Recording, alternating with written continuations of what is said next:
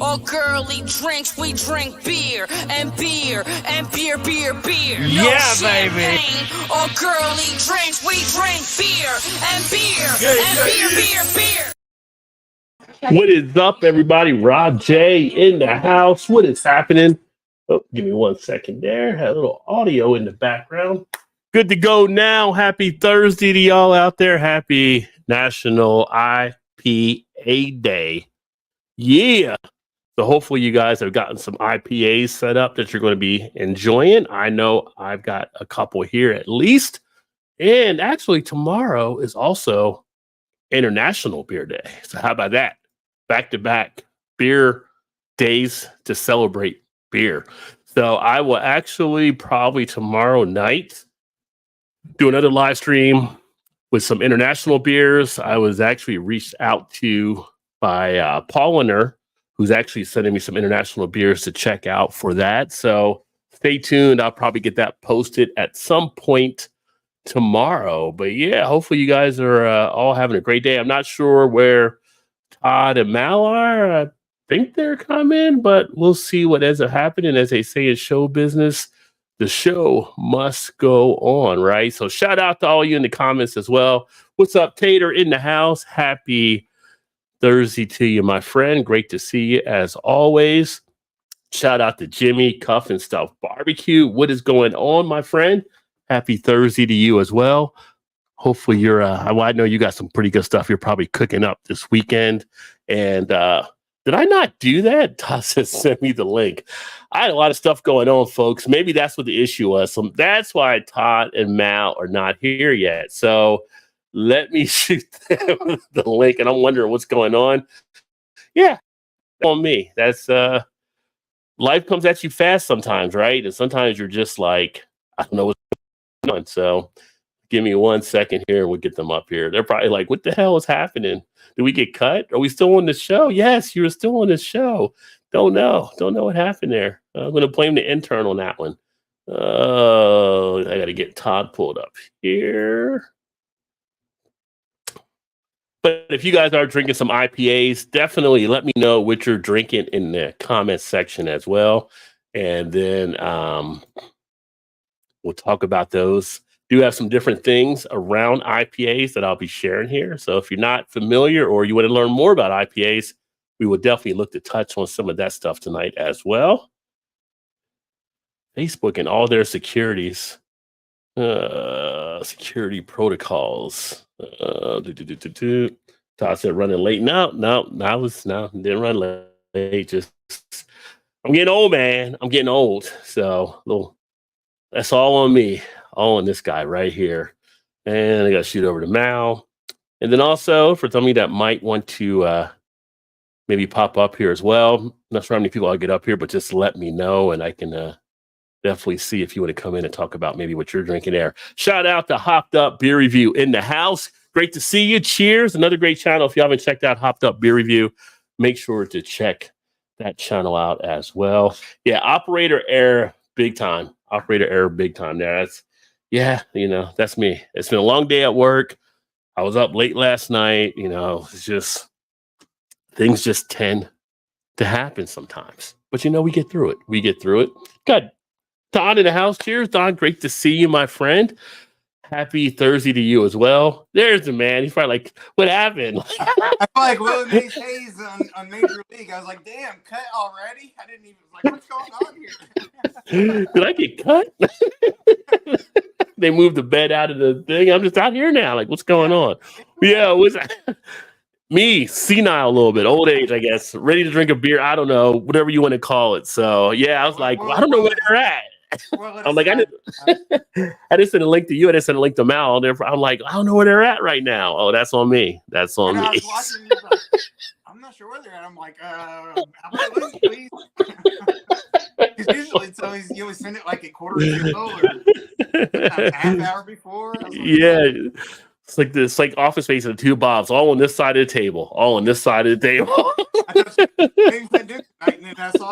saw the thing pop up from my Facebook, YouTube, and I went to it. I was like, well, shit, he's on there. It's like, that cut. I don't know what it is.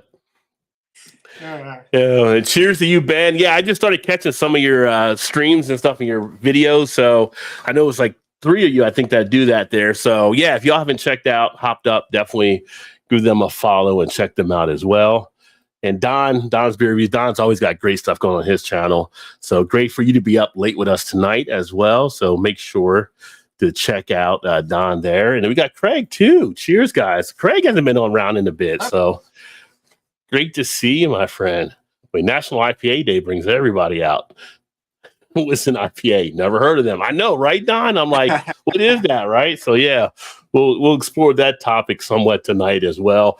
But I am going to actually, so I ended up going to the store last night.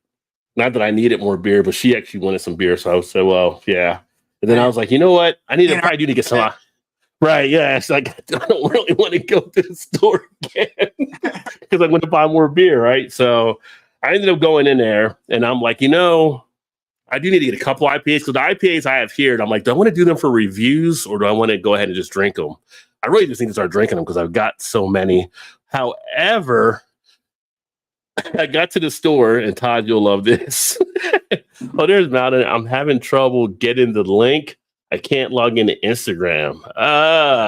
You can't get into Instagram? Oh, okay. I'll shoot you. I got you on Facebook, I think, Mal. I will double check here. I think I do because I think we had you in the BrewTuber group, right? So give me 1 second here so I can find Mal real quick.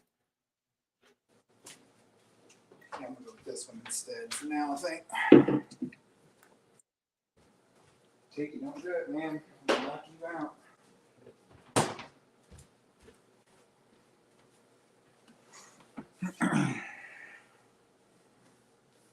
All right, Mal, let me shoot it to you. Oh, wait, how am I not friends with you on Facebook? What is that all about? Let me see. I had to add you there. I had to add you as a friend on Facebook, but then once you receive that, I can send you the link there.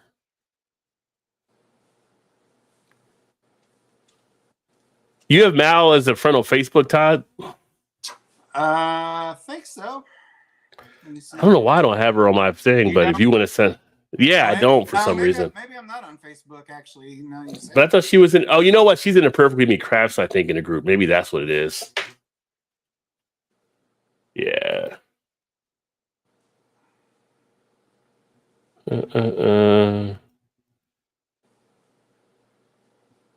Let me see. Yeah, I don't think so.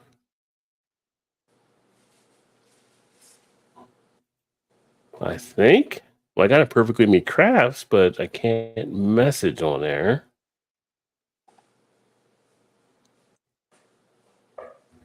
Do.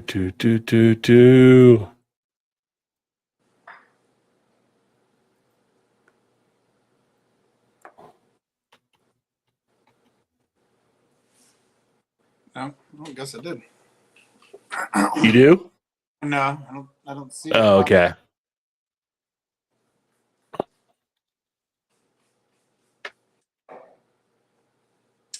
Oh, wait, no, I am. You are? Yeah. I don't know how I'm not. Yeah. Send you the link then through Facebook Messenger. Oh, she just popped in, I think. Let me see. I gotta go back. Back to where you are. Yeah, there she is. What's happening? Are you not on? You're not on? How are we not connected on Facebook? I told you I don't connect with people. You got other people connected. Am I not in your group? Under your maiden name. No, I try not to do Facebook as much because there's pictures of Chew, and so my personal Facebook is very separate from the channel and everything. So, but I've seen Chew. Well, I know. I know what Chew looks like. No, but other people can see who you're friends with, and then they'll see who you're friends with, and they'll see me, and then they'll join in, and then it'll be everybody saw him, and it's no good. It's no fun anymore. But I'm friends with you. Wait, on Facebook? Yeah. Oh, geez. Maybe you think that, Rod. I mean, apparently I'm not in Mal's circle, I guess. So, all right, let's see how it is. Honestly, I really don't look at Facebook ever. So even if we were friends on there, I wouldn't have known. Okay. Sounds a little shady to me, but what do you guys think in the comments? I think she's being shady. What do y'all? Let me know what y'all think there. I'm always being shady. That's just silly. But yeah. So welcome for National IPA Day, and I tried to message you like all last week. Did you end up getting the package? You're like the only one I didn't hear from, so I don't know if you got it or not. With you being in Chicago and Porch Pirates being out there. Then she just disappeared. What the hell? Had enough. Dude, this is sounding pretty sus right now. That's all I'm saying. Things are looking pretty sus here. You gotta let me know. So yeah, it did arrive. However, Chu found it on the stoop, saw my name on it, brought it inside, set it off to the side somewhere, and did not tell me that I had a package. And it took about 5 or 6 days before I realized, hey, I have a package here, because he's not great at letting me know things. But there was something in there for him too. I know, and he did not tell me, and therefore it was not opened for several days. And then when I got your message, I asked him about it. He's like, "Oh yeah, you got a package." I'm like, "You asshole." You guys are married, right? Just checking. Oh my goodness, you cracked me up there. Yeah, so as long as you got it, that was the thing, because it did arrive. I was like, the only one I didn't hear from was like Mal or Chu, so I wasn't sure. Let's see here. Sorry, I'm trying to get the stream to my channel, and you've probably seen my dad walking through back. Yes. Why I could not log into anything and everything broke. It's all my fault. Yes. You feeling better? Are you feeling better? I am. Yep. Good to hear. Still kicking. Yeah. I got to get you an Orioles hat instead of that Pirates one now. Hey, they're not doing too bad this year. No, they're not. That pitcher is awesome. So he's been lighting them up. Yeah. Unusual. Yeah. Yeah. No, they're doing good. They're doing better than the Reds are at Cincinnati. I know that. Beat the Cubs. That's all I care about. Well, there you go. Oh, let's see here. So where did I leave off on here? Overextended my siesta, so I'm catching up my beer consumption. Where you go, Don? We all got goals. So yeah, definitely. Nobody's supposed to see Chu's face. Yeah. But Don said, I've seen Chu's face. He's very handsome. There you go. See, people have seen Chu. You can't actually see it. There's too much hair in the way. That mustache, right? That's that mustache. Dave in the house. Cheers, Dave. Hopefully you're doing okay, Dave. Dave had the big MRI that took place. So hopefully, yeah, it's funny because he had a comment about Pandora. He's like, paying all that money for MRIs, and he got like ads on their Pandora. They could at least get the commercial-free version. I agree. All the money they're pulling in, they can at least give you the commercial-free version while you're laying in that machine. True North in the house. What is up, True North? Happy Thursday to you. So True North, I actually met with Mad Lab Press when we were up in Niagara Falls. So that's the picture that Chris took when I was talking to the two guys. They're like, who are those two guys you're talking to? So they actually go around in Niagara and a part of Ontario, kind of doing videos of people and First Amendment type stuff. And it's kind of interesting to see some of the people they run into and some of the questions and just the fear that some people have with the camera stuff. So it's kind of like, it's funny because when we were there like, I gotta see what these guys are doing. Obviously, you got a YouTube channel. Other people are probably kind of freaking out. I'm like, what are you guys doing over here? And we just had kicked it off with a nice conversation and stuff like that. It was just like, you got so many people that are recording you anyway. Most people don't realize how many cameras are actually out there, right? So, and this is why everyone was referring to Rod J as the legend, because he managed to get onto a totally unconnected channel while visiting other YouTube channels. Because I really have no idea what you're talking about right now. I really don't know what you're talking about. Look at that. Oh, what is this? Oh, this is the fan favorite. There you go. Can I open my beer now?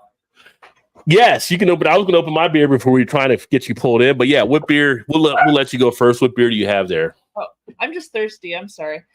Lena Brewing Company Hazy Situation IPA for There you go. National IPA Days. So this is a 5.8% from Lena Brewing Company, which is literally in the middle of cornfields. Wow, there you go. That brewery. So. Well, let's hope none of those corn adjuncts got into it, right? Cheers, Craig. Yeah, the get together was awesome. It was a great time, a great experience. We had a blast. I mean, yeah, it was incredible. It's just like seeing some of the videos, some of the beers that people were drinking. I mean, it was awesome. The one that me and Joe had, Jeremy ended up bringing. I got to respond to his comment. That one like blew our mind there. Like, you know, we both like loved that beer. That was freaking phenomenal. It sounded like it was good. Public photography.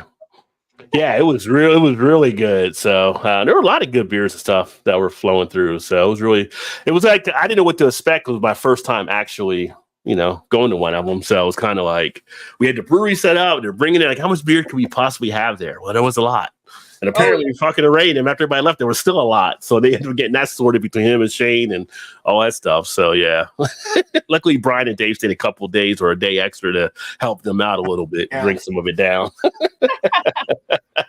I think I did great myself. Yeah, it was an awesome experience. It really was. The can art looks like the Big Lebowski. Don said. Yeah, it does. So that is Lena and Hazy. Hazy Situation.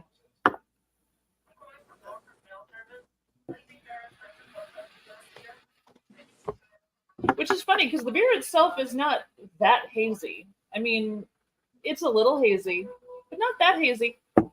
I don't think you can say a little hazy, right? Will like Sierra Nevada come after you there? Oh, sorry. I mean, are you censoring, Master? Oh no, I'm just making a joke of how crazy it gets with people going after companies over trademarks. 5.7%. Right? Well, you might know a little something about that, right? I do. I know a little something about that. 5.7% ABV, 43 IBU, average untapped rating of 3.74. Says Mosaic, Citra, and Centennial hops, tropical notes of mango and tangerine. Are you getting that coming out of there? You getting some mango and tangerine notes and stuff, or tangerine for sure? The mango, not as much, but it's sitting heavier on the citrus side. I get a little grapefruit kiss too. It has that dry finish, you know, from the Citra hops. Okay. But the Mosaic does not come through as strong. Like I'm not getting that heavy, earthy kind of thing. I don't know. It's really good though. I mean, it's tasty. Okay. Now Todd's flipping around here. Yeah. What happened? My father wanted me to try his Wintergreen IPA, double IPA with spruce tips from Generations Brewing Company in Freeport. Ooh.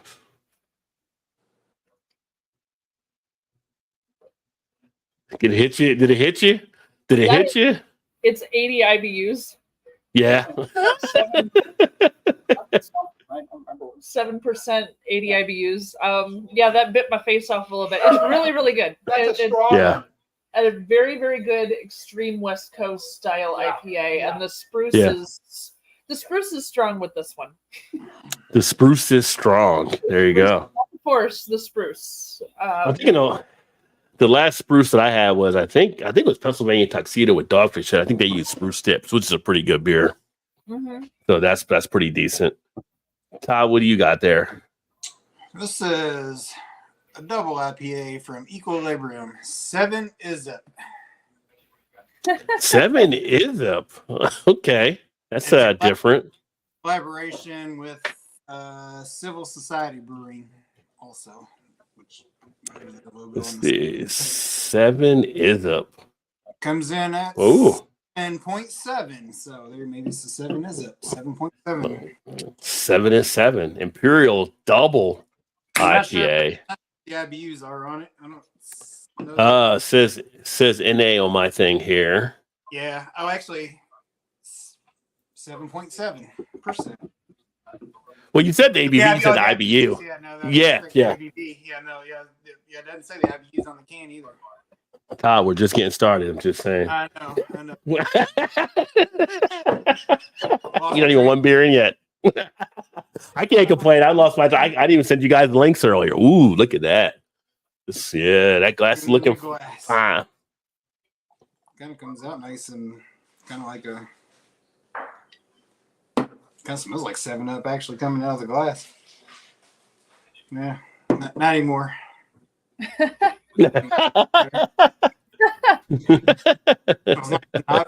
Sure.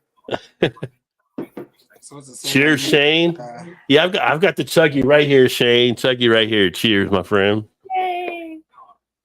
I sleep with his next to him on the nightstand. Motueka and Citra.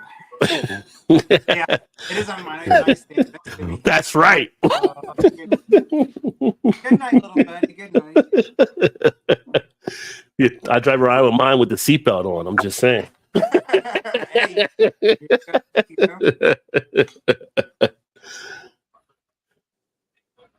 What do you think of yours there? And I'll give you the breakdown that I see here.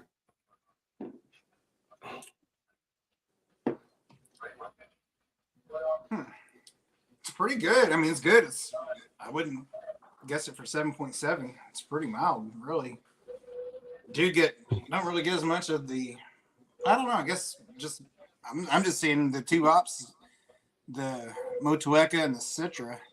So it definitely has the kind of pineapple-ish vibes to it for sure. Yeah. Almost kind of sort of reminds you a little bit of like a 7-Up, and I'm not sure if that's what they're going for there at all, but it's kind of does have that vibe to it. Kind of a lemon zest to it. Kind of got you into the feels with it, huh? It's pretty good. But yeah, for 7.7, I would have never guessed it. Maybe 5.5. Ooh. So definitely an easy drinker, and probably one that'd be totally dangerous if you drink enough of them. Yeah. And you will. You will. Well, I just bought a single, so this is the only one of this. Aww. Yeah. Doesn't mean I won't go back and get. Well, Untapped has it average rating 4.05 on that one. And a little bit of a write-up here. While we were discussing our love of New Zealand hops, we took some tips from our friends from Florida on how to stay cool in this heat. 7-Up was conceptualized when we decided to brew one of our most refreshing double IPAs yet. We used a large percentage wheat, grain bill, Motueka, and Citra in the whirlpool, and then dry hopped it with additional Motueka and added Wakatu. If that wasn't enough, we conditioned it on fresh lemon and lime zest to finish it off. Crack a can open and you'll instantly grab a hoppy burst with a touch of lemon and lime. The flavor is crisp and matches the aroma with a bright and spritzy assortment of citrus, lime, and earth, while the pillowy mouthfeel makes this a total crusher. Yeah, for sure. The EQ juice finish is extremely bright and refreshing. Nothing does it like 7-Up, a real thirst quencher. I definitely get like I said, the vibe of the 7-Up. I get the lemon kind of zest, orange peel also in it a little bit, maybe. It's nice. Like I said, definitely 7.7. Easy crusher for sure. Well, it's definitely got like a 4.05 average out there. Is a pretty good score on Untapped. So, all right. At least 4, if not maybe 4.25, probably. Oh, look at you. Look at you dropping the scores out there. I like it. Maybe foreshadowing? Just saying. Vanessa, hello, everyone. Vanessa's in the house. Hi, Vanessa. She said, yes, everyone did have fun out there. People, it was like almost like nobody wanted to leave. It was so much fun that we were having. If you guys haven't seen Rod J hip hop karaoke, you haven't. Yeah, you haven't lived. You may at some point, because that video may get released at some point down the line. It'll be in the Vault series. Oh yeah, Nutmeg will release that. Seeing Rod J, I like big butts and I cannot like. He was going for it. He was going for it. Oh, he went all in. Sure. Oh, wait a minute, y'all were singing along there too. Although I will say see and hear some mix a lot is one thing. To try to do it a karaoke, he has some parts where he kind of speeds up on stuff. So to keep up with them on some things was not as easy. So yeah. Okay, sure. Yeah. No, watching you and TK do old hip hop, I was dying. TK wanted to do more. I'm like, dude, we're like, one of us going to give way here pretty soon. He's sweating. He's all like, I gotta do. Let's get some Ice Cube. Let's do that. Like, I don't know if we're ready for that yet. Like, save some for next year. Oh yeah. They're doing Boys in the Hood or something. Yeah, everybody did have fun for sure. And then, you know what's funny though? We got back and I started hearing another song. Like, why don't we karaoke that song? Why don't we karaoke that song? There were some songs that I heard that would have been funny for us to karaoke all together. So yeah. Well, I'm still waiting to see our Bohemian Rhapsody edition come out so we can see it versus last year's Bohemian Rhapsody that was done. Oh So, yeah, that was funny too. Did we try the maple syrup? How can you go to Canada and not try it? Not only did we try maple syrup, we had maple butter. Oh yeah. On Like the fluffiest pancakes I think I've ever had in my life. Yeah. Thanks for Shout out again to Sue Ann. Shout out. I might put her in the wheel for that bacon and pancakes. that food was so good. Ben was rocking it. And she got up early in the morning to come feed drunks. That's awesome that she did that. That's a good wife, Shane, you got there. and she didn't set the Airbnb on fire like I did in Chicago. Oh, no, that's a good thing. Well, I was sitting there at one point talking to Ray, and he's like, you know what I didn't notice? If there was a fire on that side of the room, how would we get out? Because if there was a fire on the side of the stairs and you couldn't get to the front entrance, there was no back entrance. Nope. And you couldn't get to the basement. Like, I didn't realize that was a flaw in the system you here. have to hide in the safe, then you just suffocate instead of dying by fire. Yeah. Hopefully the fire department would get there before you ran out of air, right? So yeah. I dropped a can of beer just now. Oh no. Man down. It hurt.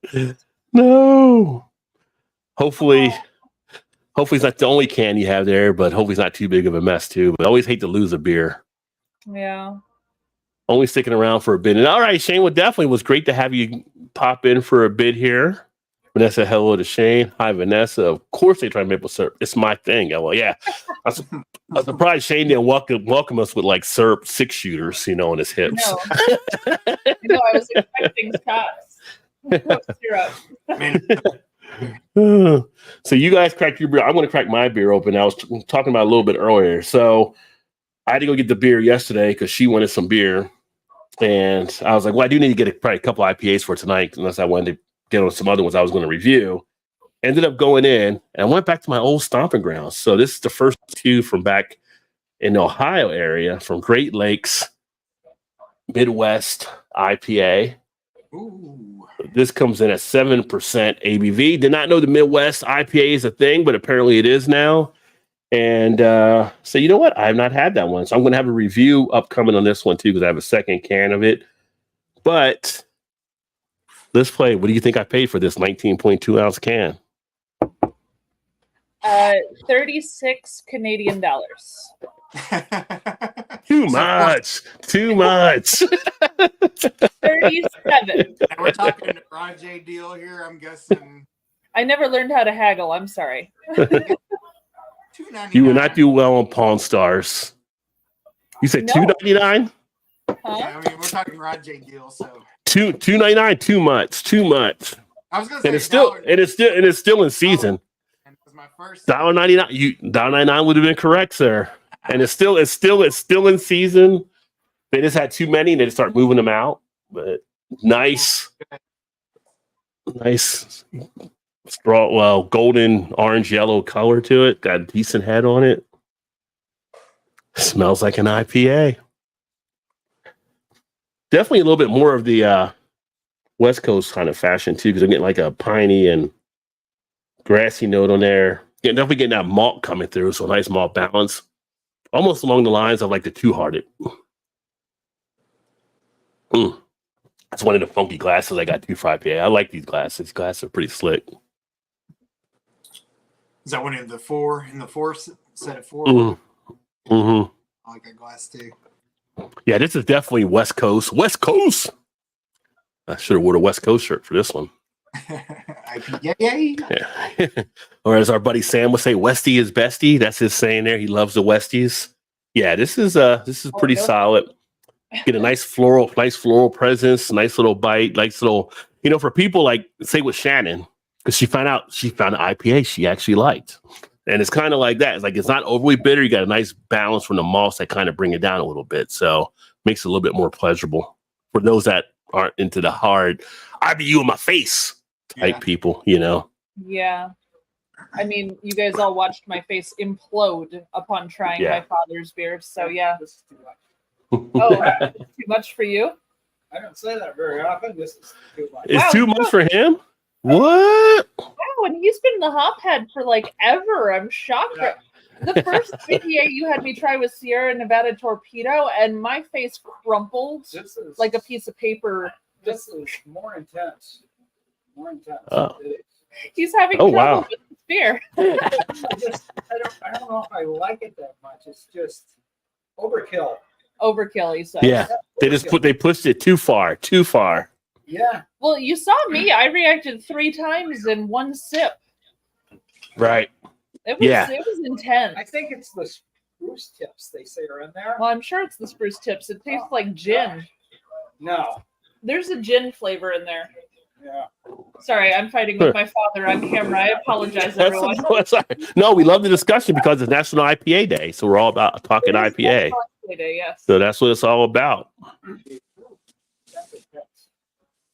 going to mute Todd for a They second. boil the spruce tips with an insane amount of pine-forward hop varieties.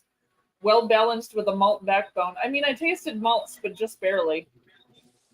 Okay. I'm not seeing well balanced as much. The hop is a little too strong. I only had 1 sip though. Maybe on the 3rd sip I would get a little more of the malts, but yeah. No. All right. Like, no, you wouldn't. Pine trees hitting in the head. So you just get pine trees hitting you in the head. What's the matter with you? I'm high on spruce tips right now. So the Midwest IPA from Great Lakes Brewing Company, 7% ABV, 45 IBU. Like I said, it is toned down, and then that explains it right there with the lower IBU. Sensible amount of hops, politely greets a mild manner finish. Welcome to the unofficial IPA of the Midwest. Nice. Yeah, that's what it is. It's pretty smooth. Nice. So yeah, that's a nice one there. It's got like a little bit of a refreshing quality on the back end too. A little bit of a splash, as they would say. So yeah, so I'm digging it. Easy one to put the 7% ABV, easy to put down, but easy to get you in trouble after a point. Especially $1.99 a can. I mean, That'll do it. you get 5 of them, right? $10. Shit, you feeling good? Right, at first that was $1.99. Then you said it was 19 point whatever, and I was like, oh well, maybe it's $2.99, maybe. But What you got to go low. Whatever you think of, you got to go low. You got it's like the price is right. Go with the instincts. Don't fight it. Don't fight it. Let me see here. Emerson in the house. Up, Rod, Todd and Mal. I'm back to tropical bear hug. Little Goose Island action. 9.9. I've had that before too. Can only drink for a few hours as I'm out here in France and have to compete in the Get Question event later today. Yeah, sure. Like they would like you near horses. Well, if there's anybody to be horsing around in France, it'd be Emerson, right? So, True enough. and he'd be spreading the manure. I had to borrow my dad's readers, so I had my hair out of my face. It was falling in my face over and over. So. Yeah. Yeah. Oh, that's the Shane said also we made him try Canada's national cocktail, the Caesar. Yeah, I mean, I'm not huge into the tomato type Bloody Mary type thing, but Oh, that was delicious. it wasn't as bad as the Malort. I give you that. I mean, your national cocktail is better than Chicago's cocktail. I'll give you some more. I'll bring some next year. Don't worry. You won't get left out. You'll get a little more Malort next year. It's okay. Shannon was a big fan of that tomato drink. Yeah, I mean, if you like chiladas or maybe clamatos, I think you would definitely enjoy the Caesar. So, and I didn't hate it. It just wasn't. I'm not into that type of flavor profile. So which one was the Caesar? That was like the clamato juice, the tomato juice drink. That's Yeah. how I got Elknuts. That's how I got Paul to drink the rest of the Malort. Yeah. What you say? Choosing Malort over that is kind of crazy in itself too. That's Paul. He said the Clamato and the Bud Select 55 was so horrible I would never drink it. And I said, give it here. And he's like, no, if you finish that, I'll finish what's left of your Malort bottle. I'm like, oh yeah. Okay. And I saw that video too. But I drink micheladas and Bloody Marys all the time, so that was beautiful. I drink Clamato juice by itself, so I was like, nah, I'm good. So he took off the Malort bottle. Yeah, I mean, we all And then he nearly killed Alan from One Flight Down. Tried to choke him out. Yeah. Just about. Went to a beer tubing event and all of a sudden WWE broke out. Which is funny that you say WWE when that was supposed to be a hug. It was supposed to be. Gone wrong. Until I asked him for potato chips and he let go of Alan, and Alan was very grateful. Yeah. It's all funny. It's all funny. It's all fun and games if someone turns blue.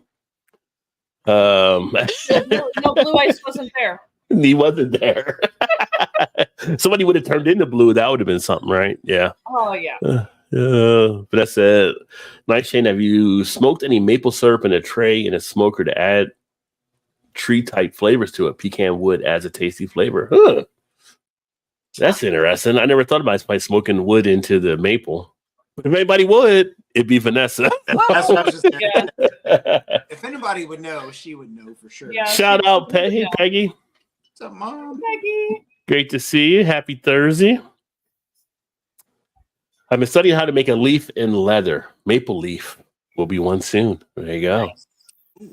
Nice. Shane said, no, you hadn't. Sounds interesting now. Everything Vanessa does sounds interesting. Yes. My can of beer blew up so bad. Oh, my goodness. I must have went all over the place. Oh, you already had one. You just had an Yeah, you had a beer shower. Was that beer shower? Was that beer? Yeah, what kind of beer was it? Yeah, that got dropped there for 450 North. Don't even touch them and they can explode, right? So, but in some places you got to pay extra to go to the beer sauna. You got it for free. You got the beer sauna for free. Yes, Chicago has the Piva beer salon or beer spa where you soak in beer. Yeah. Well, he dropped his Shane, so it exploded. I guess when it hit the ground. Yeah, that's a lot cheaper than going to the spa. Finru, cheers to you in New Zealand. Finru, good to see you. I love you, Finru. You're wonderful. Sorry, I love his videos. Long time no see, Mal. Yeah, you see Mal on my channel now coming through on her channel because she's doing all these other things around the world. Yeah, unfortunately, I've been a little busy for the creator part of YouTube creator. Yeah. I've been good on the streaming side mostly. Yeah. That's a beer shower. Actually, I should do laundry now too, Shane. So, well, it kind of worked out then. You were doing laundry anyway, right? So, oh yeah, there's a comment where you dropped it.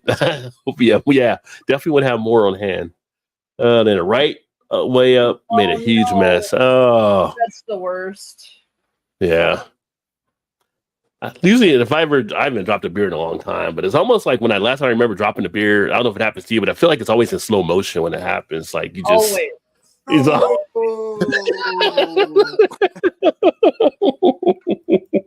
It's like dropping the toast with the jelly. Will it land jelly side down? Like you see it in slow mo, flipping through the air. Like no. Jelly side down. 5-second rule does not come into play. You just got to throw it away. No, you're done. You're done. You can't do the 5-second rule. Yeah. Well, Shane has a recording of me singing. I think a few people did. So yeah. Oh, I do. but I didn't record until we got really far gone, and that's when most other people had stopped recording. But I don't intend on posting those, but I intend on embarrassing people with them. Oh, okay. Just not in the public forum. It's going to be blackmail. We put him in a beer tube group that we got there, the brew tube group. Yeah, So yeah, probably yeah. that's probably where it's going. It's extra hard to Yeah, it was a crazy. I have to come over one year for a meetup. Yeah, you did. I mean, unfortunately, when you came over last time, you came to Ohio, and I had moved out of the state. Otherwise, I could have came up to Cleveland when you were there with Joey and all of them. Yeah. And Todd could have came up because Todd was only like an hour from me then. So yeah. She's a keeper. Yeah, definitely. If anything did happen, just saying, get the pancake and bacon recipe. Not just the pancakes, those little Just breakfast in case. sandwiches. Oh, The little hash mix you did on Saturday too. Was yeah, good. the hash mix. Yeah, that was Saturday. Yeah. The breakfast sandwiches on the last day too. Oh, that was lovely. That bacon. Oh my God, that bacon was. I should have came back and got the breakfast sandwiches, but I was like, we'll just head out. We head out. No. Man, I'm telling you, you missed out because holy crackers. Oh, I know. She had like 6 pounds of bacon. She was frying up. Good. Oh my God. What'd she say? Like 6 pounds of bacon, I think she Yeah, it was 6 pounds. Wait a minute. On Saturday, she did 6 pounds of bacon. With the or Sunday with the pancakes, she did 6 pounds of bacon. She did it again on Monday? Yeah. Oh, wow. Did it on Monday, but yeah, those sandwiches were really good. Yeah. I mean, that's a lot of bacon considering I was going and Paul was going to do it again on Monday. So it was insane. It was so good. That's the kind of bacon you dream about. Oh yeah, I do. I have been. I'm thankful she didn't try it because he would have moved to death. You go to prison, like your last meal, you're on death row. I need you to go to Niagara. I need you to go find Shane's Craft Beer Reviews and find his wife, Sue Ann, and tell her I need some bacon for my final dinner. Pancakes. Yeah. No, that would be it. That would be perfect. Mm-hmm. Yeah. Maple sugar candy, maple butter, hand churned, so yummy. I got cream fresh from Farm Early Morning. I did get the maple candy. That's the thing I got for the little card thing that we did. So those are pretty tasty. Yeah, they were tasty. You know, I know what I didn't do. I never did try it in the bags of chips. I think I did try a chip out of maybe when we were at Ray's house. I had some of the ketchup. He had ketchup chips there, and I tried them there, but I didn't take any of the little bags. Yeah. Oh, you should. I didn't do the all dressed up. I just never got around to it. I love and I wish I would have done more of those butter cakes. Them butter cake desserts that the chefs made. I don't know how I only had the one piece, but afterwards, I was going through withdrawal. Yeah. I need to get some more of them butter cakes. I was like Pookie in New Jack City. I got to get some more of them butter cakes. Like, freaking out. I'm in the hotel room scratching myself. it tasted just like my granny's pecan pie. Just but like it. Did the butter cake have pecans in it, though? It did not. But it did. Okay. So that pecans on top, that was my granny's pecan pie. It was so good. Those chefs were the bomb. They were solid. So yeah. And I love that they joined us in a few beers there at the end too. Because they dug into a liquid love one from Chew, the nice sour. They had one of the smoothie sours, and they were like, "Holy crap, what is this?" I'm like, "I know, right?" Yeah, they definitely deserved it for sure. Hang around with some beer tubers, you'll come out like Dave Chappelle's character. You got any more of them sour IPA? we ended up. I'm pretty sure we ended up sending them with a 4-pack, though. I'm pretty sure they left with a 4-pack. Probably with all the beer that was there. You got to try this one. You got to try this one. Yeah, I don't think they were ready to leave when they did. No, nobody. They were fun. Nobody definitely was ready to leave. They actually jumped in on a couple videos too. Oh, did they? Nice. Yeah, people were kind of filming around and having people try things, and like the chefs got involved in some of the videos too. I love it. That's awesome. They were so sweet. I forgot I photobombed Brian and Dave at Silversmith in their video. I think it was Brian and Dave when I was like, I saw the video. Like, I forgot I was doing that day. Speaking of the comment section, so the poll is up there for tonight. If you haven't taken a look at it, it is National IPA Day. So I put 4 different types of IPAs out there. It was kind of tough because there's almost like 20 different IPA styles you can have. But I picked 4 that I thought would be the better ones to go with. And basically choose your favorite. We've got the West Coast. We got the New England Hazy, the Milkshake, and the English IPAs get forgetting about from time to time. Right now, which it is the most popular style, New England, 43%. So people have voted on that one so far. Second is Westy, 36. And then third is the English. And then the last one is the milkshake right now. But we know a milkshake brings all the boys in the yard. So we'll see how it goes through the course of the night. Keep an eye on that one there. So what are the girls doing while the boys are in the yard with the milkshakes? I don't know what they're doing. I mean, I'm a boy, so I'm in the yard. I'm in the yard, so I don't know what's going on out in the other spots. I'm not in the yard, so yeah. Why wasn't I invited to the milkshake party? There's milkshakes. Like, are you Because the milkshake brings the boys. I don't know where the girls go. But girls like milkshakes. Not with Kelly's, they don't. Not with Kelly's, they don't. Okay. If you're gonna be specific, then okay. That's not my rule. That's her rule. She made the song. I'm just saying. Fair enough. Maybe she don't want any competition. Let's see here. I went to do that and I forgot to get the next comment. Yeah, Vanessa said, Craig, that would be fun for sure. Get Craig back over here.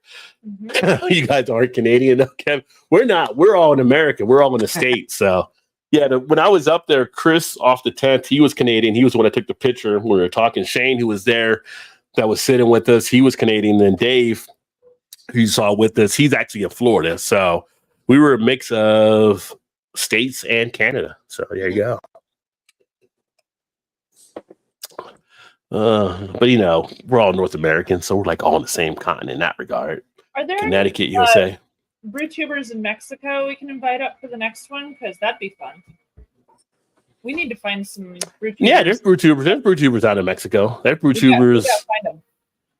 There's actually a really one that the only problem is I haven't taken Spanish in a number of years and I haven't really got back up on it, but there's actually a guy in Mexico. I have to look to see what his channel is, but he crushes it, but it's all done in Spanish. Wow. But he's like one of the top, I think, brew tubers down there. He gets like a ton of people that follow him. That's like the best way to learn Spanish. I need to start watching his channel. Like I have remedial Spanish at the moment, but yeah. I mean, somebody said cerveza. I'm with you. I got that. Oh, I got cerveza. I'm on board now. Yeah. And uno mas. Heck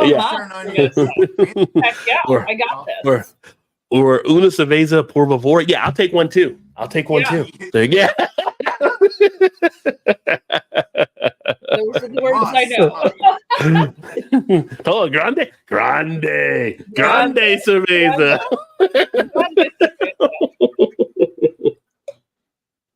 Oh man, I've been at all but 5. Yeah, you gotta get the other 5 states knocked out, and you'll be done with the country. Oh, I'm up. I have 8 left to go to. Really, you've been to 42 states? Yeah. Wow, that's awesome. My dad was big on road trips when I was a kid, so I've been to an awful lot of states. Yeah. Well, we're not doing a road trip right now. Well, we're going to Iowa tomorrow, so. Oh, okay. To visit my sister, but yeah. Nice. Well, you go to Iowa. Depending on where you go to, you probably get some of the Pseudo Sioux is Top on Goliath. They're in Iowa. Yeah. Her Like town is not huge on craft beer, so mostly I'll be having whatever I bring. How many stoplights did they Well, you know what? There's stores to stop on the way, right? Like you can stop on the way. Oh, that's true. Her town does not have a stoplight. Stop sign though, right? It does have a light though. There is one light. Oh, it's the one light. Like literally the one light. Like one side red, one side yellow. No, not a stop. Some guy holding a flashlight. Street light. It's a bush light. Oh, I'm sorry. It's a bush light. They have a bush light. And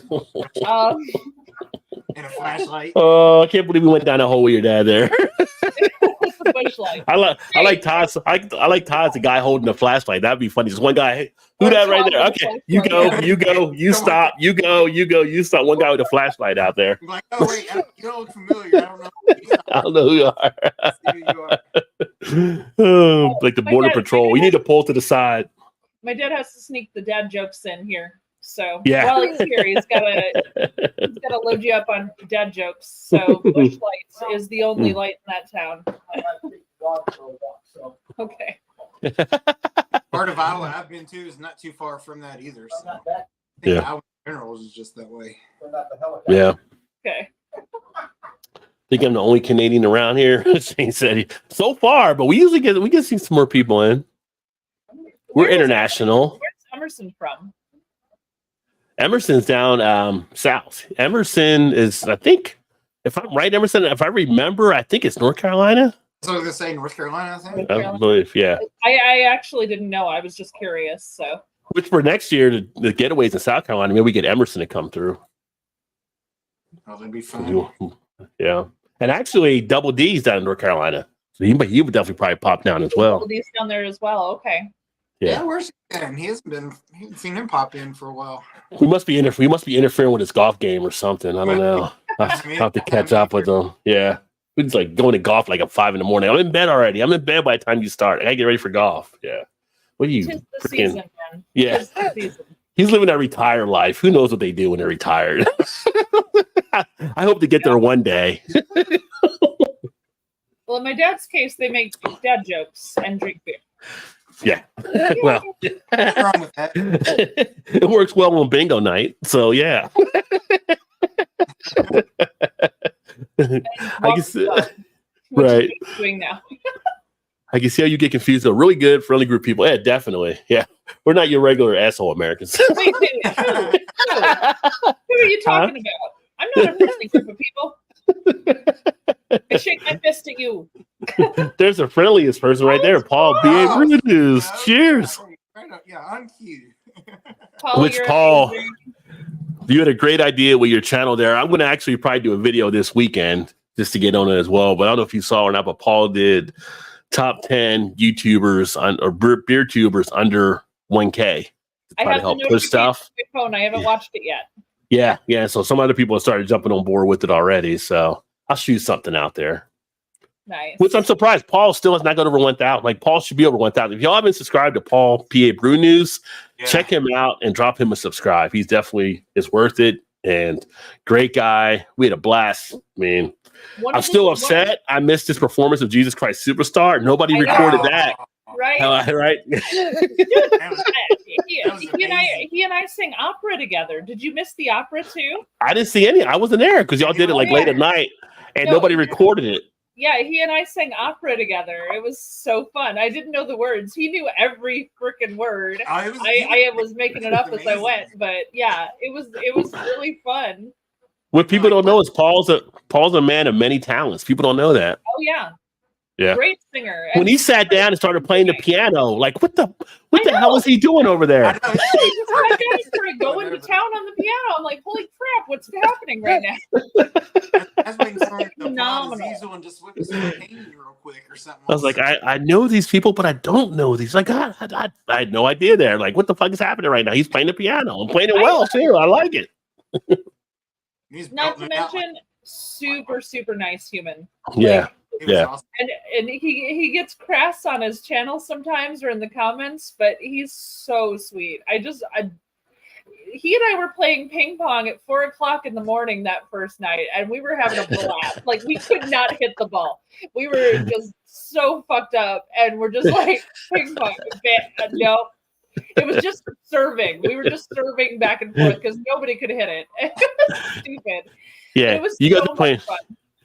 You guys are playing ping pong. It's like I used to play badminton at like picnics back in the day. You turn on the Olympics. Have you seen the table tennis ping pong matches that are going there? Oh my! Nope. I don't Like, even know how they even. the I can't intensity of it. watch The They're intensity. Yeah. It's like a TV shot. You don't even see the table. It's like, where are they hitting it off of? They're staying so far back from it. It's Well, like, like- what's going on? No, the pairs, it was North Korea and China were playing each other, but the way they do it is the female hits the ball and then the male has to hit the ball and then the female has to hit the ball and the male has to hit the ball. So they have to alternate who hits the ball. So of course the other team's shooting it at the wrong person and you have to not hit at the time you're not supposed to and the other person has to jump in and oh my God, I was watching this going, are you effing kidding me right now?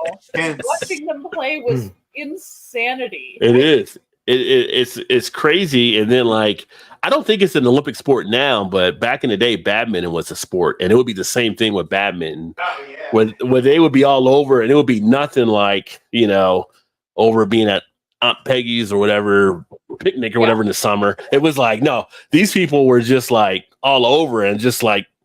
Funny thing is, it's a shuttlecock. So they're like, oh, they're slamming the cock here, they're slamming the cock there. It's like, the shuttlecock. wait a minute, am I watching? Well, I've seen people say just the cock before. It's just like Gamecocks in South Carolina. Yeah, people have fun with it, so to speak. You and your friends. Maybe you make it a drinking. Every time you say cock, you got to drink. You make it a fun game. Actually, Olympic drinking games should be a thing. It really, really should. I'm going to say one of the best things that's come out of the Olympics thus far. I mean, obviously, some of the athletes winning the medals have been great and all that kind of stuff. Katie Ledecky just set the record for the most gold decorated and Simone Biles and all this kind of stuff. But come on, we need Snoop Dogg on more sporting events. Snoop Dogg has been the man. Him and Flavor Flav need to get out and do some more sporting events. We need them for more stuff. I want them on Monday Night Football. I want them on the college basketball tournament. I want them on the NBA. They were just awesome thus far. Well, if anyone subscribed to Peacock, they also have Kevin Hart and Kenan Thompson are doing like recaps. Oh, I didn't see that. Oh. Stupid funny. I was laughing my ass off watching because they were just trying to make each other laugh while they're talking about the highlights of the day. Oh my God, I was dying. Yeah, I saw a video with Snoop Dogg and Kevin Hart were announcing like what's that one called, Shannon? Something Equestrian, like the equestrian horses or whatever. Oh, the equestrian, yeah. And Snoop Dogg kept saying, "Oh, look, snap! Look at that horse. He's gangster walking. He's got the crip. Like he got the crip walk. He's got the crip walk." And Kevin Hart was dying laughing like he couldn't even talk. Well, I saw like Shannon Sharp and Chad Johnson's podcast. So when the athletes win these medals, like there's a monetary thing they get. So like 37 in the US, like 37,000 if you get gold. Other countries are like 100,000, 200,000. And it's like, how are we the cheapest one? So they actually put out there, anybody gets gold, 50,000 from me directly. And Chad Johnson threw in money too. So they're like, it's a shame that we're not paying athletes 4 years for like a 9-second run. If you're running like the 100 or whatever, and you're only gonna get 37,000 for it. So it's kind of nice of them stepping up. And they were encouraging more athletes to get involved to do that. That's good. Yeah. Ginger ale makes a terrible beer bearable. Oh, did not know that. I mean, I don't know. Some terrible beers. If you put that in an imperial stout, you're going to be unhappy. I mean, you got to think about what you're putting that in. Just saying. Put terrible beer in quotation marks, right? Like, depends on what terrible beer it is. It really does. Some beer can't be saved. WWE over kegs back in the day. Oh, really? That can get a little crazy. People drinking and watching WWE, and next thing you know, somebody's jumping off the top of something they shouldn't be. Yeah. Yeah, don't do that. Yeah. By an elbow out of nowhere. White phosphorus grade is way more fun than spraying a beer can. Seriously?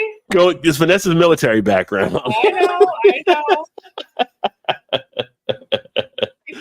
know. Oh, Vanessa, why? Willie Peace are super fun. Building born outs in my past in the U.S. Air Force.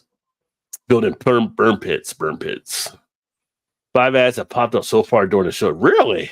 Wow. Really? The advertisers must be jumping on board. Dang. Everybody wants a piece of Rod J, I guess. You know what's funny? It doesn't tell us when the ads are popping up or anything. That's interesting. They heard the legend is on, so they're like, we're jumping in on this. I've been watching this video group for less than 30 minutes, and I made such a mess. Needed a shower, had to start a load of laundry, and had to get into the shower to clean up the bed. Beer tubers can be a little messy, making the messes. Nice, true. Stay tuned. We're just starting. Yeah, it's still early. We're not even. Well, we're into the second hour now, but yeah. What do you got there? I got to get another one here too. This is Maplewood Son of Juice. This is the one that Ray from the Alkanauts begged me to bring to Canada because when he had it here at Maplewood, he fell in love with this beer. So I did bring some for him. I bought that one when we was up there. Oh, you bought that one too? Yeah. Yeah. It's damn good. Nice hazy. You got your Ooh. on it. Have you ever had their super Son of Juice? Yeah. Okay. Now, I is that like one the have regular Son of Juice better though. Is that one have Okay, the I was dog, just curious. like the plug on it? The one that Mal has? Yeah, does that one have the pug or the little dog on it, like on the emblem? Oh, Sad Pug. Yeah. I think we actually had them in distro here for a little bit. The Sad Pug was actually a collaboration with Liquid Love where Chew works. Oh, cool. Yeah. Liquid Love. Yeah. Should be like that's for like after hours brewery. I'm gonna head over to some Liquid Love. Featuring Dude Love. But Oh Son of yeah. Juice, just an all-around amazing IPA. 6.3 with Mosaic, Simcoe, and Nugget hops. Okay. Yeah, I was gonna say I have it here 6.3, 25 IBU, average untapped rating of 4 even. Bursted with notes of tropical fruit, Son of Juice features loads of Mosaic, Simcoe, and Nugget hops. Pilsner malt and oats lend to a soft body and a touch of haze, making for a juicy, low bitter IPA. So there you go. I really think the oats make a huge difference, though, in the smoothness of a beer. Oh yeah, definitely do. Yeah.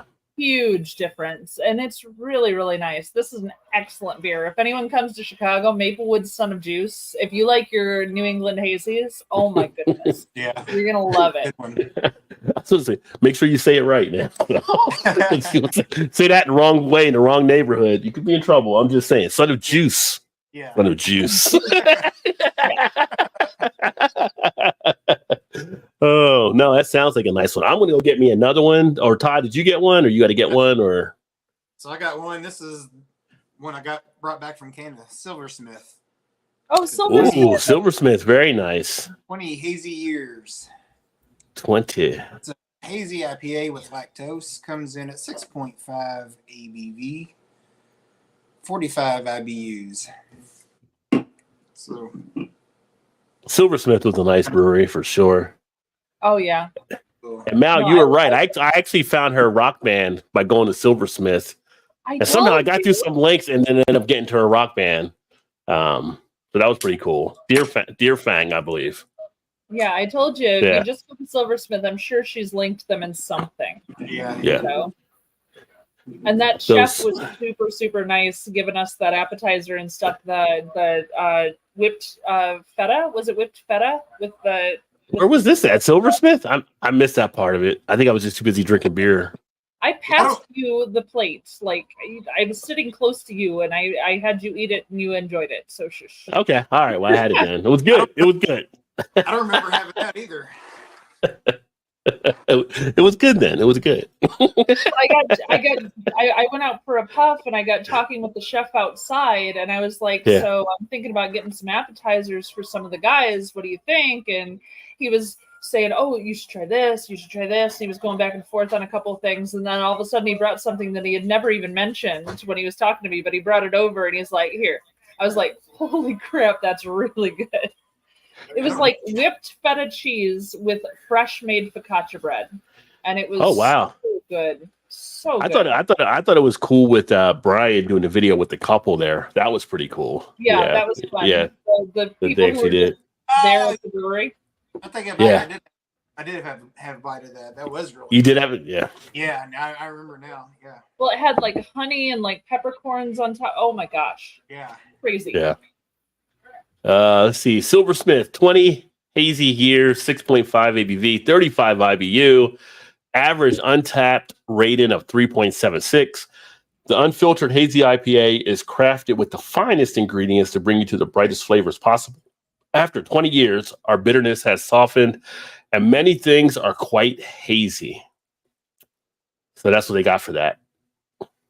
Kind of fell off at the end of that little write-up, though. I don't know. I know they got a little lazy there. Maybe they fired the intern. Like, no, you're good. You can leave now. No, that's how it works after you've been doing something for 20 years. It just kind of falls off at the end. It probably does. Well, I'm going to go grab a beer while you continue here and keep everybody amused and talk about IPA or whatever. You know, I mean, I do have some IPA stuff to go over here in a bit as well because, you know, we are a beer channel and then we got IPA stuff, and maybe we can teach some people about IPA in a fun way.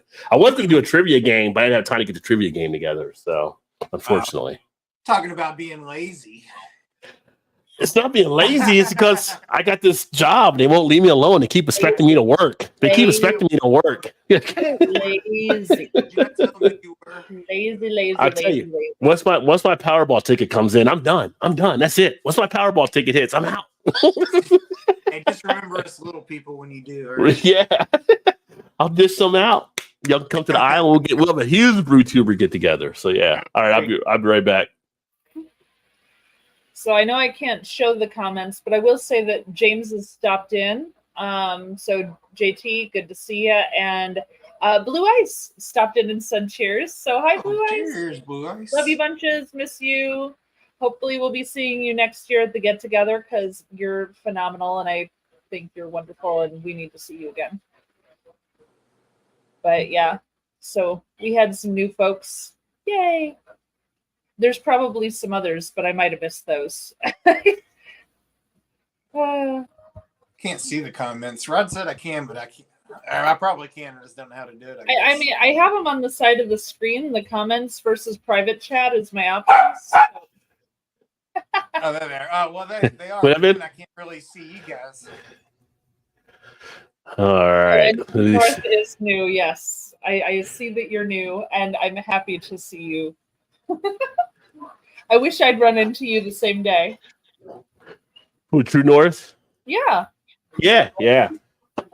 All good. Well, I think you guys. Well, it was only us there. I don't know if you headed back already. Or you guys were still. I think it was after Niagara, so you guys might have walked back already when I ran into True North and Mad Lab. We were the last ones to arrive back. There were like 4 of us that were the last ones to arrive back. So no, we picked you. That's right. You were behind us. We picked you up because we were walking back, and then Ray came by, and then we saw you walking. We came back and got you. Okay, so yeah, you were right behind us. Let's see. So the next one I got here, and it's going to be another one from Great Lakes. Keep it in the state, and it was the same. I'm not going to ask you the game because again, it happened with this one too. But it's going to be from Great Lakes. It is their juicy, vivacious double IPA coming in at 9.5% ABV, 40 IBU. Have not had this one yet, so looking forward to seeing this. I've seen it numerous times, just never picked it up. Nice. Use one of my other glasses here. Oh, and hello to Greg. Hello, Greg. I'm saying hi to new people who pop up because we're not to their comments yet. No, we are not. Go away. We are not there yet. Nope. We will be. We will be. Yes. So here's a look at that one right there. Ooh. So nice golden orange. Yeah. Ooh, a little vibrate. Got a little bright to it. Definitely getting.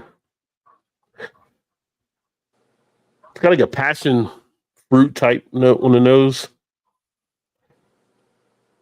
A little bit of mango type feel. Hey, Bumpy. Maybe a little bit of a melon in there. Not bad.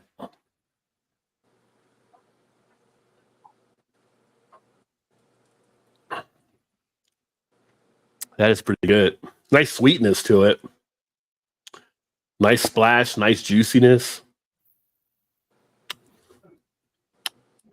Sounds delish. Definitely has a certain terpy texture in it.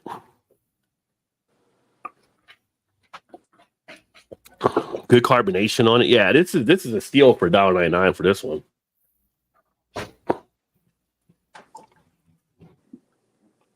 Get it all in there. This is one of the other glasses I got there too, called the Fat Bottom. There you go, right there. Little queen. I'm sorry, did you say you like big butts and you cannot lie? Fat bottom girls make the world go round. Okay. Fair enough. But that's a nice one. take a look here at the Juicy Vivacious. Good name for a beer, too. Great Lakes always does good stuff. Juicy Vivacious, double IPA, 9.5 ABV, 40 IBU. Good vibes and delicious, intertwined in every sip of this bold, smooth drinking, extra juicy double IPA. Average Untapped rating of 3.92. So not too bad at all there. It's if you like juicy, it's good. Juicy fruit. Yeah, juicy. Yeah. So yeah. What's that, Mal? You keep telling me not to look ahead in the comments, and sometimes they make me laugh. Sorry, Yeah. I can't.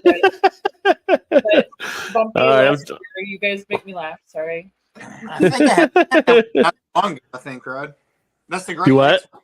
That was the Great Lakes. That's the Great Lakes one. Yeah. I think I actually had it on your show, or I had it on the show here about a month ago. Did you? Yeah. How'd you like it? I thought it was pretty good. Yeah. Let's see. I gave it looking it up on Untapped, I gave it a 4. Nice. Let me see. Juicy Vivacious double IPA. Yep. Yep. Todd R gave it a 4. I was gonna say, I thought when you showed it, I was like, that looks familiar, and I had to look it up. I was like, okay. One of my other friends, Dave Goodwin on Untapped, he bought it at Tina's Country Market and Drive-Thru. That sounds like the place to get some good beer, don't it? Tina's Country Market and Drive-Thru. You find good beer at all kinds of spots. You're like, what? I love it. That's why you got to put the names and locations where you get stuff. Sometimes it'll just like freak you out there. I went to a dive bar with the same name. Yeah. I should do that one. We're gonna read Untapped comments on the beers we're drinking. We'll just do an episode of just reading comments what people say about stuff. Yeah, that'd be a fun episode. Let me see where that goes. Could be. Mopping is an essential life skill. You improve dramatically from the military skills you learned early in life. Yeah, mopping isn't the worst. Like if I had to pick the house cleaning duties that were the worst, it'd probably be bathroom. It's just like that'd probably be the worst thing. And then I don't know. After that, I don't think there's anything worse besides like having to clean a toilet or something like that and everything. I would clean toilets all day if I didn't have to do laundry or dishes. The bending over just kills my spine. Laundry and dishes, that forward bend as you're doing the things, like folding the laundry. Wait, you would clean a toilet over that? You know, I used to clean hotel rooms, like when I was back in high school. Wow. Yeah. And I asked people, just let me do the bathrooms. I will do 20 bathrooms in a row so I don't have to make the beds. Because if I have to bend like that, it kills my back. Yeah. But aren't you bending over doing a toilet though, or are you just down on your knees? On your knees. No, I'll clean bathrooms all day. No, I'm good. Tile, give me tile any day. I will clean all the tile, all the porcelain, all the linoleum. Yes. But do not make me handle all the cloth things or the dishes. I don't want to do those. All right, Who would you say it worst chore, Todd? Next time you come through Indiana, we'll Yeah. be on towel duty. And actually, with the brewery I work at, I'm a little obsessive with my employees. I'm like, no, if you do not clean the bathrooms, all the customers come in and see these bathrooms. If these bathrooms are not clean, they're going to wonder, how clean is our kitchen? How clean are the lines that are making our beer? If you can't clean a goddamn bathroom, get the hell out of my space. Because I have no time for someone who ain't cleaning a bathroom. That's facts. Yeah, that's how they like look at like people when they see bad bathrooms. It gives them a whole turn off of the establishment. If the bathroom's terrible, you don't think they made the beer clean. You don't think they are cooking the food clean. They can't clean a bathroom when everyone's going to see that. No one's going to see the kitchen or the brew house. Mm-hmm. Yeah, no. Got to have clean bathrooms at your tap room. If you don't have clean bathrooms, no one's going to trust you. Yeah. I'm a little obsessive about the clean bathrooms. I'm sorry. Wow. I like a clean bathroom. Yeah, they're putting it in. Okay, Dad, almost bathroom. Almost 50. I got it pretty much nailed down. See, you look good. I mean, you're younger than me, so I was gonna say I'm 55, but I wouldn't have guessed 50 when we met. It was funny. Dad just chimed in. Oh, let me go clean the bathroom real quick. I'm like, That's your broad. Yeah. You know what? Yeah. Why do I feel like Todd is trolling me right now? Yeah, you put those curtains right there. Oh. They're messing with you, JV. No, I said here before. I was like, oh, this is gonna make JV so happy tonight. People come to see the tractor, I Todd. told I was like, I'm gonna sit over here just. He ain't seen the curtains in a while. Cheers, Paul. Well, Shane, I thought you were leaving. Like Shane's still hanging, which is great that you're still here. I'm not trying it, but it was just funny. For a little bit. Yeah, that was like earlier, but Todd, we're gonna have to get you a microphone, man. I have so much trouble hearing you at the time. You can't hear him coming through when you're in. I was gonna say, right? I'm gonna have to ship him a microphone or something, man. It might be turning yours up. I think maybe. I was gonna say, right? Or you hear me all right? Yeah. Okay, well maybe this. I don't know. I don't know. We're gonna start Todd a microphone fund. GoFundMe. We're gonna do a GoFundMe for Todd's microphone. But it said Todd has control of the AI. The newest green screen version is almost impeccably perfect from the original.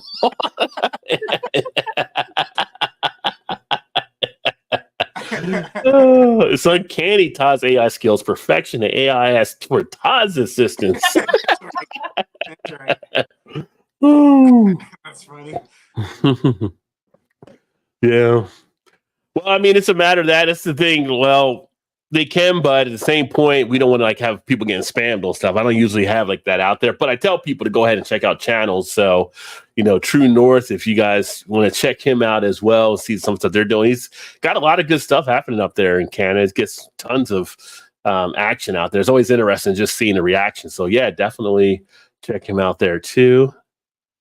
Hey, Paul from Vanessa. JV says AI Todd's mic is still low though. There you go. Not just me. Well, Todd should be StreamYard should have it where it's like, yes, automatically adjust mic volume. I mean, I could turn Todd up a little bit. You want me to turn Todd up a little bit? If it sounds. I don't know if you noticed, but sometimes when he's talking, I'm like leaning forward so I can. I've noticed that, but I was like, yeah. Does Todd sound? Does Todd sound better now? Does Todd sound better now? Say something. A little bit. Testing 1 2 1 2. That is slightly better, yeah. It is slightly better. Well, maybe it's Todd's then. Okay. Hey, Rod, you're trying to not even have me on the show, and now you're just drowning me out with my. Well, I'm going to blame the iPad on that. I would blame the iPad too. Yeah, we're just going to blame the tablet. Over there messing around with Apple. So there you go.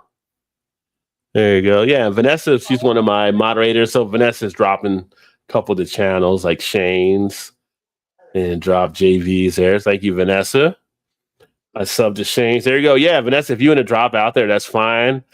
I think who else do I have? I think Vanessa might be the only moderator I have right now. Oh, yeah. I need to get some new moderators. I got to rank up. I had moderators before. I don't know. But Vanessa's always awesome with this. People get out of line, Vanessa will put boot to neck and you'll be out of here. So yeah, she will. To the head. Yeah. Foot in the ass. Some of the channels here. There you go. True North now subbing everybody. Yeah. Completely different type of channel, Vanessa. Yeah. Actually, Vanessa, I think you'll like some of the stuff on True North. You'll get a kick out of some of the people he runs into there. Oh, yeah. Shannon decided to sit this one out. She's in the background. Yeah. We can hear her at times. She'll chime in from point to point on stuff. Yeah, again. But you know, she had to work the last 3 days. So yeah. Shannon's like one of our feature players. You know, like when you do Last Saturday Night Live, they have the main cast and then they'll say feature in, and then they have the other people that have little bit pieces, right? And that's like Shannon. She's still in the featuring aspect of the show. She didn't work her way into the full time. Yeah. Also featuring. Yeah. That's actually a good comparison. Yeah. Oh, Sam in the house. Cheers, homie. Yeah, I got to get a Westie option out there. I talked about you earlier, too. Yellow Nose Sammy, short and stout beer reviews. Make sure to check him out, too. He's always got some pretty good stuff going on. And, yeah, he's been doing mainly like live streams now. But right now, your Westies are leading the pack, 35%. Well, technically, it's tied with New England Hazy, but YouTube has selected Westie as being the leader right now. Ugh. Let me see here. And there we go. True North Transparency. And then cheers all. Dang, I thought I was subscribed. Okay, I'm just subscribed to 2 people. True's channel. There you go. Yeah, Vanessa's putting some work in. I appreciate it, Vanessa. I know. I'm did too. just I just- back through the Definitely comments. possible and a bit bumpy. Let me see what's happening here. Oh. Vanessa sub, Drew's channel. Cheers, Sammy. Hi, Sam. Thanks, Vanessa. Yeah, I just- Everybody. I just subscribed to both of I them. love also. Bumpy. I haven't talked to Bumpy in forever. Yeah. True North. There's the one for Sammy there. Shush, Dad. No, I thought of something. Don't. How many think hops that- is considered overboard beer? 20? 200? I don't know if there's ever been a limit written down, but I don't think you would get high as 20. You just have a mess there with all the hops. Actually, I don't know if I've seen more than maybe 6 or 7 hops in a batch before. I think that's the most I may have seen in one. I think I've seen 5. I haven't seen 6 before. I was Yeah. gonna say 5 might be the most I've seen. Also, Yeah. Yeah, I've seen some. I would say it was at least 6 that I've seen and stuff before, but it is rare. Usually it's 2 to 3, maybe 4 or 5, depending Right. if it's like some unique type blender going for. like I say, I haven't had more than 5, but 5 is what I can remember Yeah. anyway, for sure. What is the hoppiest beer you ever tried? No. The happiest beer. The Oops. happiest beer. Oops, hoppiest. No. ever. The happiest Oops, beer I ever tried was hoppiest. the happiest beer I ever tried was Ninja versus Unicorn because they were That's both a good very beer. happy fighting. That was very good. But one of the happiest beer that I ever had was actually a THC beer because I was happy after drinking that one. Yeah. Okay, Portal. I had one called Portal that was happy. That was a happy beer. As far as the hoppiest beer I ever tried, I know I've had one where the IBU was over 120, but after like 120 or 110, they don't even taste it. But it was like a super, super hoppy beer. Trying to think of the one, what the name of it was, but I'm thinking it was like 145 or something like that. Yeah. But I can't remember what it was now. But yeah, like you said, after that's like you think that's like, oh, that's gonna be overkill, and like, no, it's not any, it's not terrible. JV, are you trying? JV, are you trying to troll me right now? Don't try to troll me with that summer sandy bullshit. Don't you bring that summer shandy up in here, son. This one tonight at ABIBUs was a face crusher. However, at Metal Monkey Brewing Company, I had one called Tony's Car. That I had that on video where it literally crumpled my face 3 times after one sip. This one did twice. That one was 3 times. So Tony's Car from Metal Monkey Brewing Company, which unfortunately Metal Monkey did fold. They're not around anymore. But that IPA was the most. It gave you the bitter beer face. I didn't have a face anymore. It was like you took a piece of paper and just crumpled it up into a little ball. That was my face because I had no face left. It killed me. Oh yeah, and I didn't have. You didn't have any hair. Yeah. Yeah. You were like a pissed off Sinead O'Connor at that point. Okay, I almost spit out my beer on that one. Don't make me waste beer. Oh, and he says Yul Brenner. Lovely. All of that is wrong. You guys suck. I got super messed up from hoppy beers, red face, overheated, and bad spins. Well, the hops don't affect you as much. It might have been the higher ABV for what you were drinking, but yeah, I mean the hops are just being the hops. The ABV does the overheating, not the Yeah. hops. Yeah. Red Hops face are I just can see, maybe. the hops are just like the passenger. The ABV's driving the car, but the hops are just like the passenger. Like, wee! That's just the hops. They're just along for the ride. I think red face is more from sours, isn't it? Like the pucker factor? No? No, I think the red face is from just the Too many too much beers. alcohol. Too many beer, too much alcohol is taken in. Yeah. Lime after the tequila. So it's Oh, it's the lime after the tequila, my dad says. that might the pucker a little bit. we once went to we were in New Orleans for a trip. And we were at one of the bars drinking, and one of the guys that were there that we met, like he wasn't with us. He was like, we were partying with him and he fell asleep. Like, don't be the guy to fall asleep in the bar. We all were just taking pictures all around him and stuff like that and everything. Like he just like passed out. Oh.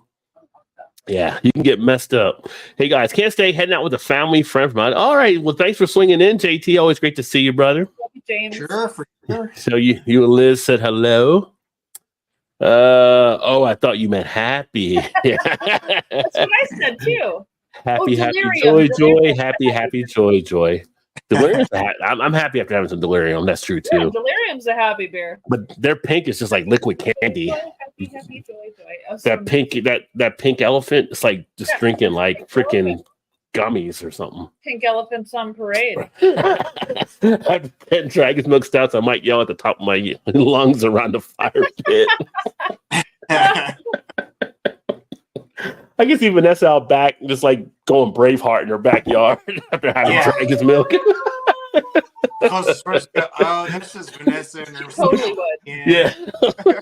I startled my dad's pup when I did that. The dog got worried about me and came over to check out. Yeah. Vanessa's out there doing Game of Thrones and shit. I've got a dragon. Blue's in the house. Cheers, Blue. Happy Thursday, my friend. Love you, JT. But I have Little Wayne's Mrs. Officer stuck in my head, and now you do too, right? Mrs. Officer. Yeah.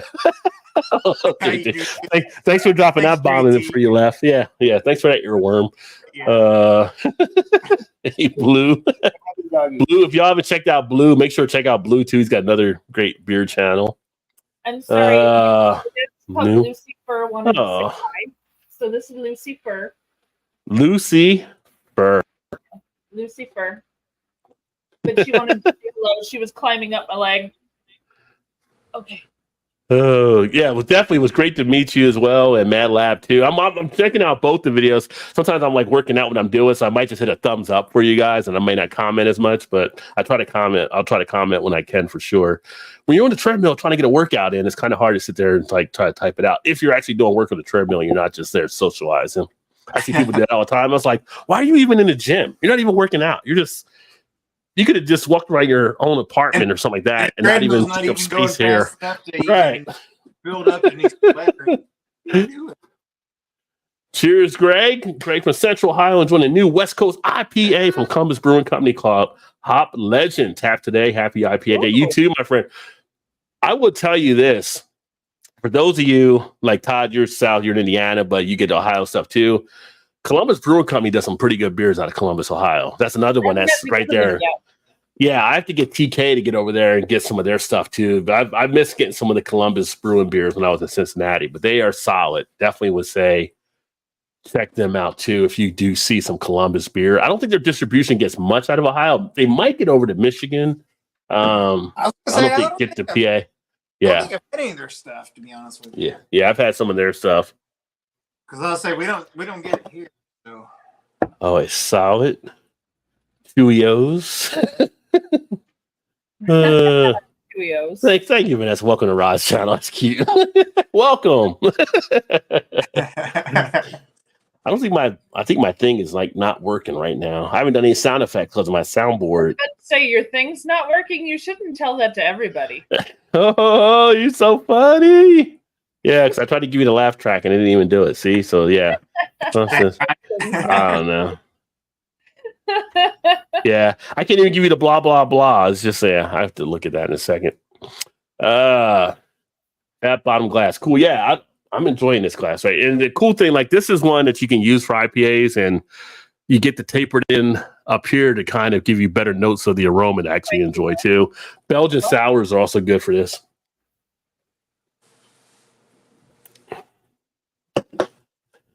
Here's Josh in the house. Last beer, another great beer channel to check out. Josh is just south of me down in Virginia. You know, Josh would be a good one to try to get down to South Carolina too, because he's just in Virginia for a get together. That'd be great.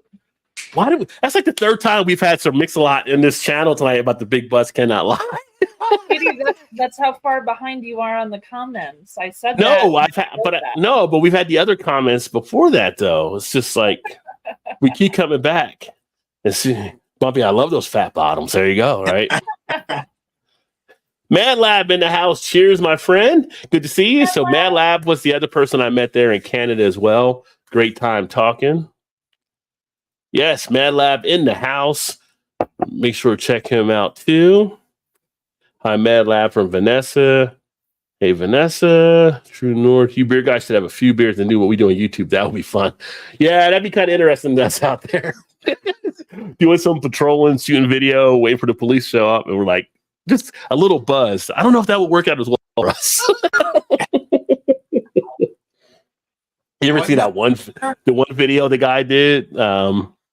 He gets stopped by the police officer, and the police officer is like, pulls him over, and he's like, "What are you doing?" He's like, "He's like, where are you going?" He's like, "I'm going over there." Well, what's over there? Not over here. Like he keeps going back answers back to him. He's just the circles responding to the officer. Like, well, who? Like, where you? Like my neighbor. Like, where's your neighbor? He lives next to me. Well, where's that? Next, like, and he just keeps giving them stuff back, and the cop was just like, Never. But literally, the answers he's saying isn't like he's lying. I mean, he's giving true answers. It's just funny how it's all going down. Yeah. Oh, Mad Lad says, I want a beer. There's no shortage of beer in Canada. I know that I've been in Canada. I know there's no shortage of beer in Canada. You might pay a little bit more than you need to pay in Canada, but the beers are there. Yeah. Have one for me, True. There you go. Mad Lab, are you out shooting video right now? And basically, I got in charge of cleaning the bathrooms. The bathroom was the fastest to clean. Actually, we had a hose to spray to wash everything, fast to push squeezy, and wipe everything. Well, you were in the military, yeah. I had a rag and a spray bottle, but still, it's the fastest. It is much faster than the rest of the hotel room. Not kidding. Yeah. Let me see here. Oh, we got Dan in the house. What is up, Dan? Western Canadian. Cheers. Another one. Been a while, my friend. And I did try to catch your short today or whatever. So Dan was trying to shoot a video, and every time he tried to shoot it, the train kept like they kept blowing the horn. So that was a funny one you had earlier, Dan. But you don't know, Dan. That happens all the time. Oh my gosh, I know your pain. It sucks. But if y'all don't know Dan, Western Canadian, make sure to check out his channel as well. Unfortunately, Dan was on the other part of Canada when we were together. He's over in the Edmonton area. So, at some point though, we talked like he wants to come down to one of our things. So yeah, we need to get one out. We need to get one out to the West Coast, like where Beer Man and them are, and then we can get Dan to come right down. Yeah, without a doubt, that would be awesome. I love that. I haven't been to Oregon, so I'd be all in for that for sure. Well, I said I've been to 42 states, but honestly, the entire West Coast I haven't seen. From Alaska down to Hawaii, I haven't seen Alaska, Oregon, Washington, California, or Hawaii. I've never been. Oh. So those are 5 of my states that I need to go to. Yeah, so, I haven't been to Washington or Oregon, so I'd be down for either of those. I've been in Nevada. I've been to California. I've been to Arizona. Been in New Mexico.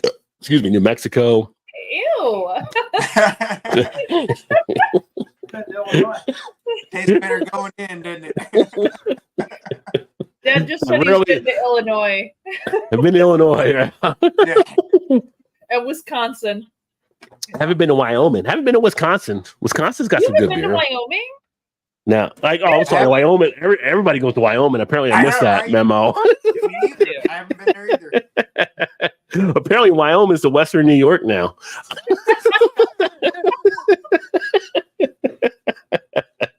No, I would like to go to Wyoming. I haven't been to Idaho. That'd be kind of interesting. I haven't been to any. I haven't been I haven't been to Dakotas, North or South. Oh, actually, North and South Dakota are gorgeous. I absolutely love them. Dad loves Montana. I haven't been to Montana. Montana looks beautiful. It looks beautiful. There's no people. Like you go for miles and miles and you don't see any people. 600,000 people. Yeah, there's 600,000 people in the whole state, and there's like 4 times that in Chicago alone. It's like insane. Yeah. But it's so beautiful. Montana's gorgeous. Yeah. Been to California, but I've not been to Oregon or Washington. Yeah. I mean, technically, I've been to Utah because I was in the Utah Salt Lake City airport, but I didn't step out the airport, so I don't really count it. Yeah. Although technically I was there, but Been to Nevada. For a while there, I had only been to JFK, and I did not count New York as a state I'd been to until I actually got to go to the States. Right. I mean, but no, I'm at 42, and if we're doing West Coast, I can up that number. I can get right up there with Vanessa at 45, which is what I'm hoping for. So, yeah, it can definitely happen. mm-hmm. Yeah. I have only been to 33 states. Oh, 70. Dad's at 33 states. He's 70 years old. He's been to 33. Yeah. I'm probably around that number, I think. I was just trying to think, like, Yeah, the Northeast. Boston. The Northeast is a little tricky. The Northeast, because honestly, I haven't been to Maine, New Hampshire, or Vermont. Those are the 3 I'm missing over there. But I've been to Vermont. I actually skied Killatin and Stowe when I was in high school, which was awesome. Nice. But I haven't been to Connecticut. I haven't been to Massachusetts. I've been to Connecticut. Haven't been to Maine. Haven't been to Maine. I want to go to Maine. I think Maine looks gorgeous. It's beautiful. Haven't been to Rhode Island. I haven't been to Rhode Island. Of course, you can drink one of my beers. Yeah. But I have to tell him about it first. Go ahead. Yep. So, Dad wants to steal one of my beers. It's from Blackburn Brewing Company. Crick Water IPA, strong beer, 6.6% ABV, 45 IBU. Where is this from? Niagara Falls. This is from Niagara Falls. Oh, nice. My father is one of my Niagara Falls beers. Oh, great. Pops likes the IPAs. But I got to go back, though. Did you say Crick Water? I think I heard Crick. CRICK. Oh, so it's not Creek Water, and you just called it Crick Water. No, it's actually Crick. Okay.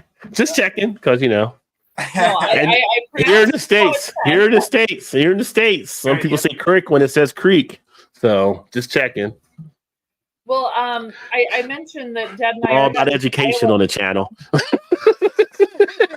I mentioned that Dad and I are headed to Iowa tomorrow. We're going to visit my sister in Winfield, Iowa, and they have their Crooked Creek Days, and it is not Crick, so Crooked Creek Days, and their little festival thing. So we're What's the headed over there. population there, Mel? The population's like 800, and they have what the one light, bush light, is the light that they have. And the one guy that's holding the light. We remember that from earlier. You had to bring that back. Yeah. Hey, I don't see my dad as often as I'd like to. I'm going to take advantage of these moments to make him happy. So Well, there you go. Okay. He wants to be brought up. Might as well.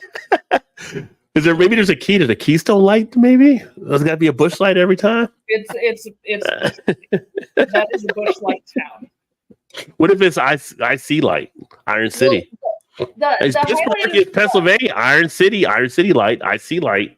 The highlight of the Crooked Creek Days is the parade, which includes at least 30 tractors. So, well, you got to have tractors if you're in Iowa. You can't have a parade in Iowa without tractors. It's a bushlight town, and we're happy to go there and see the fam and all the things. And we better take a few IPAs with us. And we're taking some IPAs with us. Or maybe you get the Bushlight Peach because that's out now. People do like the Bushlight Peach. I do like the Bushlight Peach. It's cute. I enjoy it. It's not Well, bad. there you go. Easy drinking.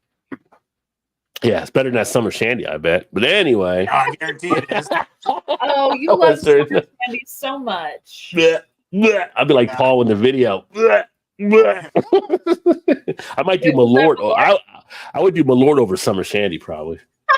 Actually, I would because Well, I drain pour summer shandy. I would not drain pour Malort. I would just do it and suck it Drain up. pour Malort if you had. If I honestly if think you I were would do given the Malort chance. over this. First the summer shandy, I would do Malort I think so. without a doubt. Yeah. There's a hey to Vanessa. Hey, got Kettlehead in the house. Cheers, Kettlehead. What's happening, brother? Make sure y'all check out Kettlehead as well. He's got always good. He's posting like, I don't even know if Kettlehead, I said this last week, if he even has an oven, because every day he's posting grill stuff. He's grilling like other food, which is great. So I love some grilled food. Yeah. They would do. Yeah.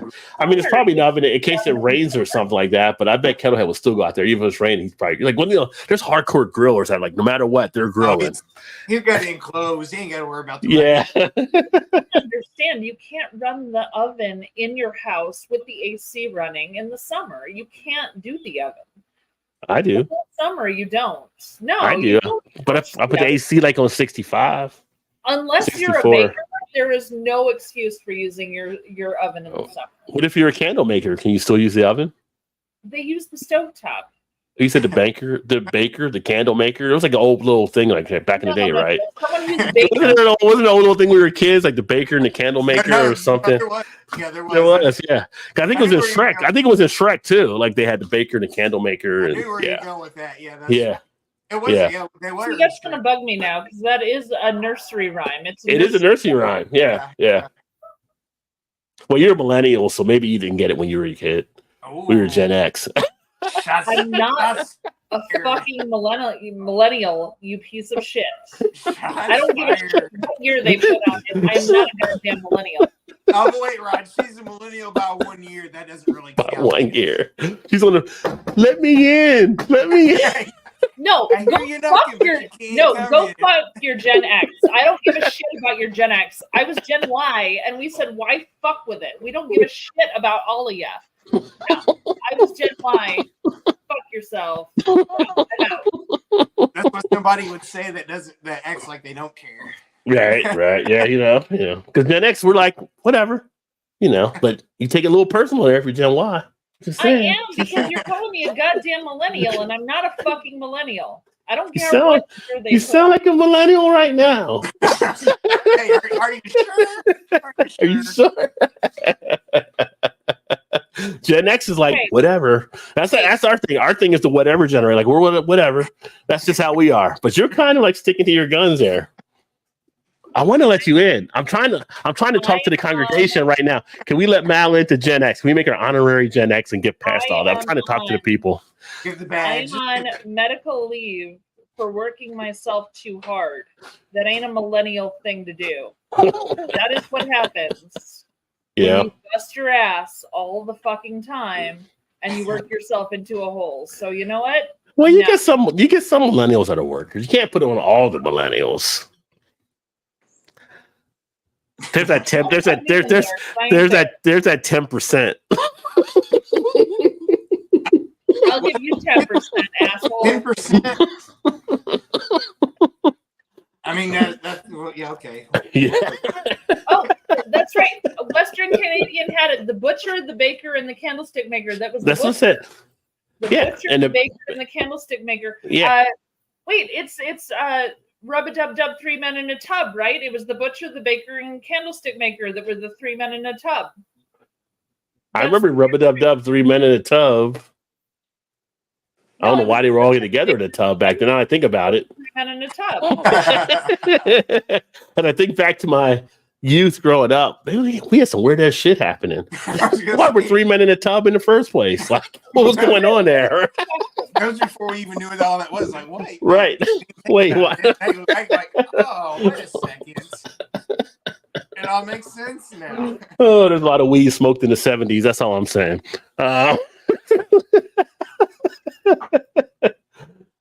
Kettle said hi to Vanessa. Now I got to go. You by far the most beautiful person on the panel. Well, I'll give you that. That's an easy layup there, Bumpy. Yeah, no kidding, Bumpy. Come on. JB is awesome indeed. Hi, Shannon. I'm shouting that line. That's Vanessa saying hi to Shannon there. So shouting it to her. She said, hey, Vanessa. Dang, YouTube's all over me with this. They're like, this is a popular podcast. We need to get some more ads up on this. So Oh, Damn, maybe odds with ads there. What's maybe going they'll float me some more dollars then. Ooh, on? actually, the strong beer, the Crick Water, the Canadian one. Yeah. This is also called a beer forte, but it tastes like 60 minutes. Yeah. The Dogfish had one, right? No, it tastes like the 90. 90 Dogfish minutes. 90, not the 60.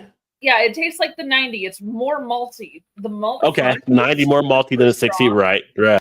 Yeah. The malt front is super strong, and then it has that hop finish. It tastes so much like the 90. But nothing to the 120, because the 120 is like the big one. Okay. No, it's not the 120. That's more of a the 120 is more of the 120 is more of a strong ale than an IPA. This one tastes like the 90.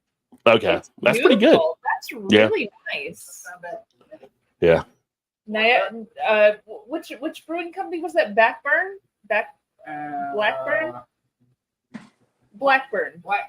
was Blackburn. beautiful. Nice. Beer. Well, it's a shame you guys didn't get to go to Brimstone that me and Ray went to on Thursday. That was actually a pretty cool brewery. That was another one in the I heard you guys church. talking about that one. I put a picture, I think, on Instagram with like one of the flights I got, which they use like crosses for their flight because it's all like church related, all their beer names. It was a pretty cool spot. What was the hell one we went to, Mal? The hell. It does help. Hellfire? It does help. No, wasn't Hellfire. What was it? It was Is PA Brew News still on? Not Chew. Dad is trying to think of a brewery we went to in Pittsburgh that was Hell something. or Not Helltown. You remember what I'm talking about? It wasn't Hellfire. In Pittsburgh? Yeah, in Pittsburgh. It was Hell. Hell was in the name. It was Hell something. Well, Yeah. Hellenic? No, that's Greece. Helltown. Helltown. Helltown. That was Let me that. take a look. That's Mount Pleasant, Pennsylvania. God damn, I'm so good on Untapped. Not in Hell- Pittsburgh. Mount I was Pleasant, trying to PA. load it up, but it's still good. Yeah. Still white. Yeah, It's if you get a chance, checking them out, they were excellent. Yeah, the tap room. Yeah. The tap room in Pittsburgh was beautiful and really good beer. Yeah, it was good. Yeah. That was a little I don't know. bit random. I feel like anything called Helltown is going to be a good time. I don't know. Maybe that's just me. Maybe it's just me. I feel like I'm going down to Helltown. Oh, you're about to have some fun. You're like, hey, where's Follow me. Watch out. Things get crazy in there. It gets heated. You're the quad. Come on. Yeah. Yeah, I gotta get the beer fun going. Yes. So I gotta remember to do that video because Dan, you're on my list for that as well. That from Paul's challenge there.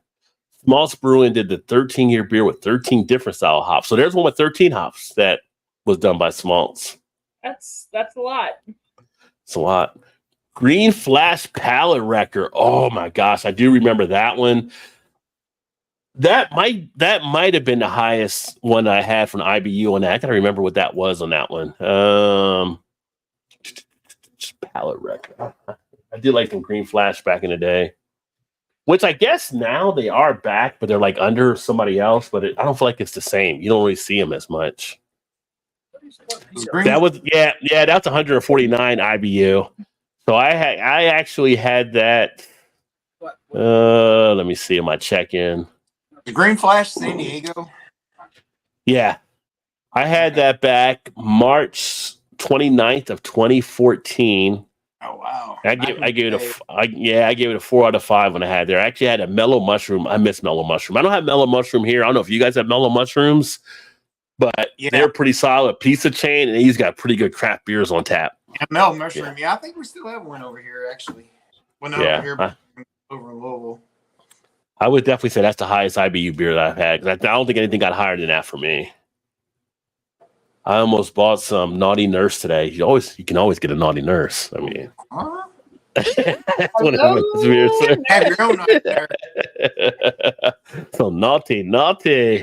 Gotta have your own. That would be a beer meltdown. I was hunting on my phone. Rub-a-dub-dub, 3 men in a tub, and who do you think they were? The butcher, the baker, the candlestick maker, they all sailed out to sea. 'Twas enough to make a man stare. That is literally the words to that rhyme. Yeah, but if I saw 3 men in a tub, I'm staring like, what the hell are y'all doing over there? Like, why are y'all? Yeah, I mean, who's not staring at the yeah, it's like, There's another version that's. I mean, unless you're escaping from Cuba or something, I don't know why you would all be in a tub like that. Time machine. That's what it is. Dad says Time Machine, but Oh, that's a good movie. That's a funny movie. I like that movie. but there's also a version that's 3 maids in a tub.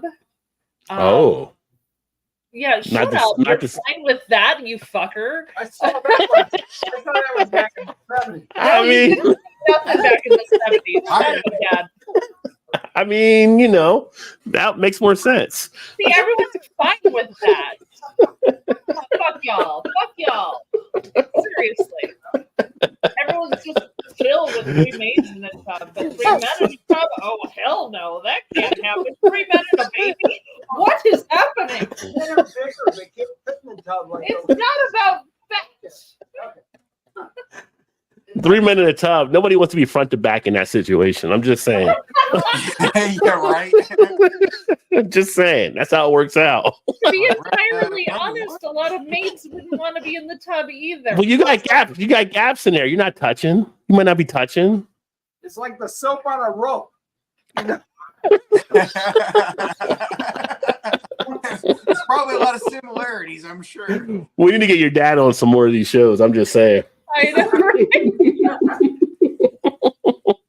Don't mention the soap on a rope, Dad. That'll giggle. I know we got a giggle, but don't mention the soap on a rope anymore. Oh. Don't end that with "it gotta giggle." That's even worse. I do have a source for dragons from leather, mass, etc. Pretty. Oh, that's very nice. Oh, white fluffy. We had a dog that earlier, Lucifer. Lucifer. Who goes to the gym to work out, right? Yeah. Nowadays, you see people that are socializing on stuff. It's like, are you using this right now? It's like, oh, I'm using it. Like, you're not really using it. I mean, you take a break between sets, but not like 5-10 minutes between them. No, you're supposed to take like 30 seconds to a minute. If you're right. 12 minutes, then you're just being an asshole. Yeah, you're just taking a room at that point. Yeah. Hey, Bumpy. All right, it was good having you here. Talk to you soon, True. Hey, True. I think your first name is actually Kevin, I believe, from the videos too. I can't remember from when we met there, but I think I saw someone mention that in the comments. So awesome. Definitely a good guy there. Check him out. Have a good one, True. Yeah, your thing's not working. Yeah. Your thing's not working. Yeah. Every Thursday. Thing not working. Todd If you taught me how to fix for the every thing. time someone said your thing's not working, how many nickels would you give? Oh, I'd have a lot of nickels. I would be sure. Yeah. I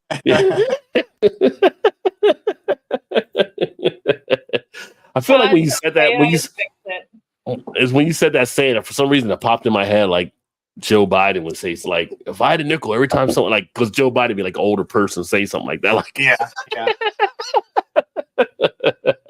I don't know why Joe Biden popped in my head on it, but it just did.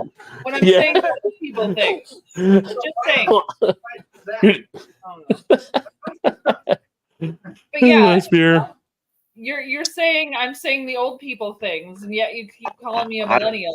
Seriously? Well, I mean, I feel like I don't know. It's just happening that way. I can't explain it. I just call it as I see it. I'm an umpire. I call it as I see it. You feel safe right now because I can't throw things at you. That's true. You can't throw anything at me right now. I was able to throw things at you. I can't throw things at you now when you say the things. That's what it is.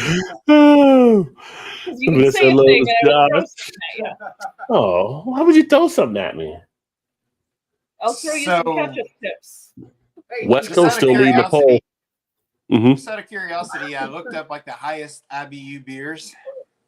What do you think the highest IBU for a beer is? Like the most IBUs in a beer? Well, I know Pal Record was the 149. So no, the Real Craft Beer Channel did one that was like 800 or 1,000 or something like that. The Real Craft Beer channel. It's IBUs? a British channel. Yeah. Yeah. It was like 1,000 IBUs. No, I know the channel. I know the channel. Yeah. Yeah, but they did one, and it was like syrup when they poured it, and it was really like they hated it. By the way, it was terrible, but but yeah, they said they did one that was like 1,000 IBUs. I remember that video. So the number one on this list is, any guesses? What would you say? Rating wise. 900. I mean, it's higher. Way more. Nobody can taste it though. Like, why would you? No, I know. This is what they say the rating is on it. 2,600. 2,600. What beer was that? Carbon Smith fucks your shit. Fucks up your shit. Carbon Smith Brewing fucks up your shit. Carbon Smith beer name. Fucks up your shit. Yeah. Number 2 on the list is 2,500 by Flying Monkeys. Flying Monkey? Flying Monkeys out of Canada. Alpha Fornication. Alpha Fornication. McKellar has one on here also. They come in at 6 with 2007. X Hop Juice 2007 IBU. I could see them doing some stuff. Well, the Carbon is at 1,000 IBU, 9.8% ABV, an average rating of 2.73, but only 16 people checked in on Untappd. I mean, if you can't taste it, like, I can see why you'd rate it so low. I mean, be like, this tastes like hot sweat. And this is supposedly from great beer. You know, you sounded too comfortable saying that sentence. I think you've said that sentence a few too many times. I've never said that sentence before in my life, but it's just thinking at that level. It sounded like you've said it many times. This tastes like hot sweat. I've drank thousands of beers, and I just kind of went with what the imagery would be. So I feel like hot sweat for 1,000 IBU beer. Like, yeah. What's up, Cajun? Cajun boy in the house. Cheers, my friend. Hi, Cajun Great to boy. see you. I think you're new to the channel, so welcome. If my thing was working, I would give you a big old welcome here too. Let me see. Is it still not working? Let's see. I don't know what happened to it. Everything else is working on the other stuff. Nope, still not working right now. Your thing's not working. We know. I'd have to unplug it and plug it back in. It doesn't work anymore. Another ad, Rod Channel 5. I guess so. I guess YouTube is. I'm a hot prospect. I need a beer. Everybody needs a beer. Get a beer. It's IPA Day, National IPA Day. I mean, it should be celebrated. It should be celebrated this week. Wait. Don't go get a beer yet, Mal, because the next beer is going to be a beer in advance for tomorrow, being International Beer Day. So if you get a beer, get the international beer. Do you have the international beer? That'll be my next one then. I'll have to look. I'm not sure. If you don't, then get the IPA. My father's fridge, so I'm not sure. If you don't have the international, then get the IPA. I'm just saying. I'm going to get international beer next. Don't have an international. Yeah, me too. Right. I'm grabbing mine. Okay. That's all right. Dad says the fridge was made in China, though, so it counts.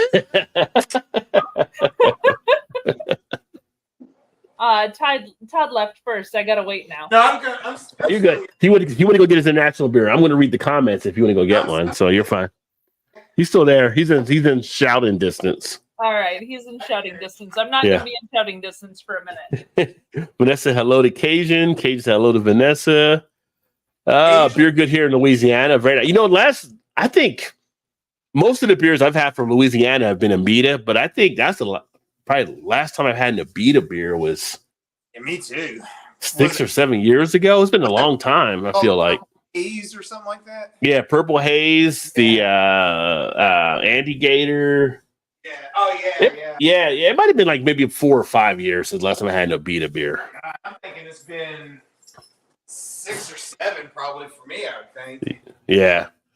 Yeah, usually when I walk away from the camera, I can still hear everything. I'm always right here in the room, so let's go to the fridge. Oh, Vancouver would be awesome too, Dan. I would love to get to Vancouver at some point. That's just right across from Washington. So That'd be two things I could say at one point: Seattle and Vancouver. Kettle said, "I'm here. It's Thursday, and I'm thirsty, my friend. Yes, get yourself some. Peace. Yes, need to grab a beer or 4. Yeah, you're not. I don't know if you're usually around when we're doing this dance. So if you want to pop up, let me know, and I'll shoot you a thing too if you want to join us for a bit. Might as well.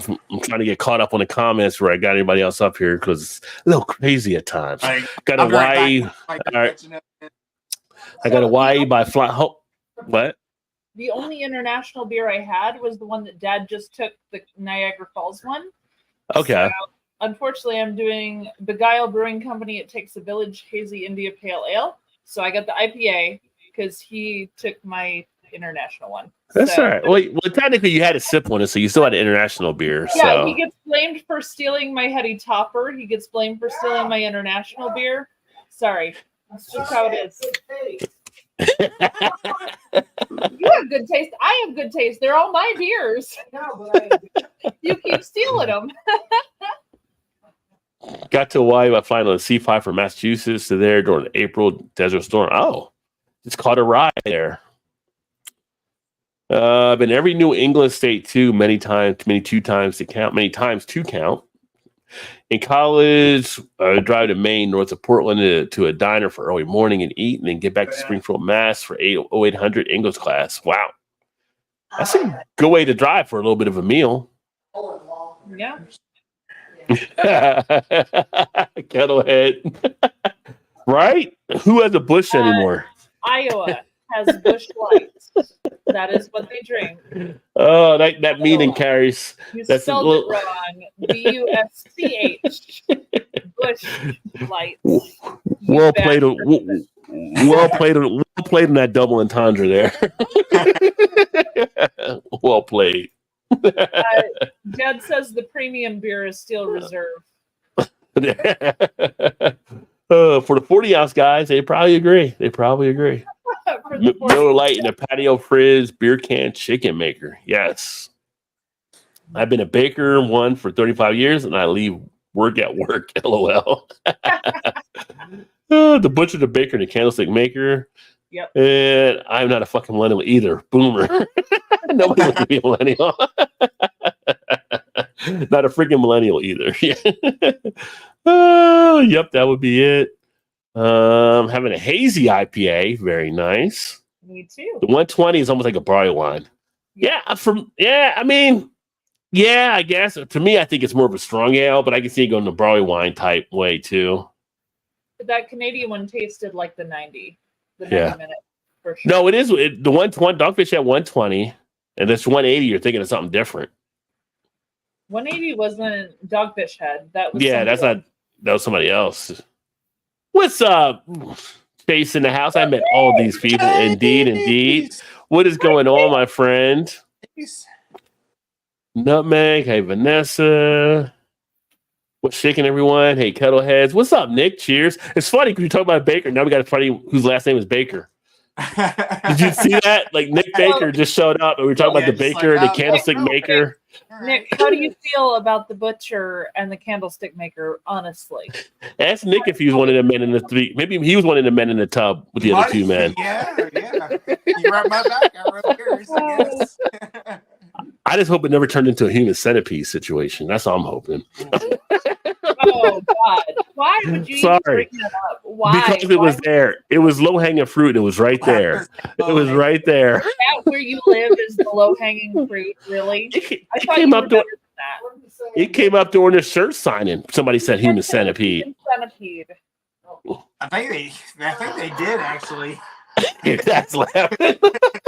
It was brought up. It was laughing. She's like, "Yeah, that's right." Everybody was all. Because once you see that, if you go ahead. I think You said, dude, Dave?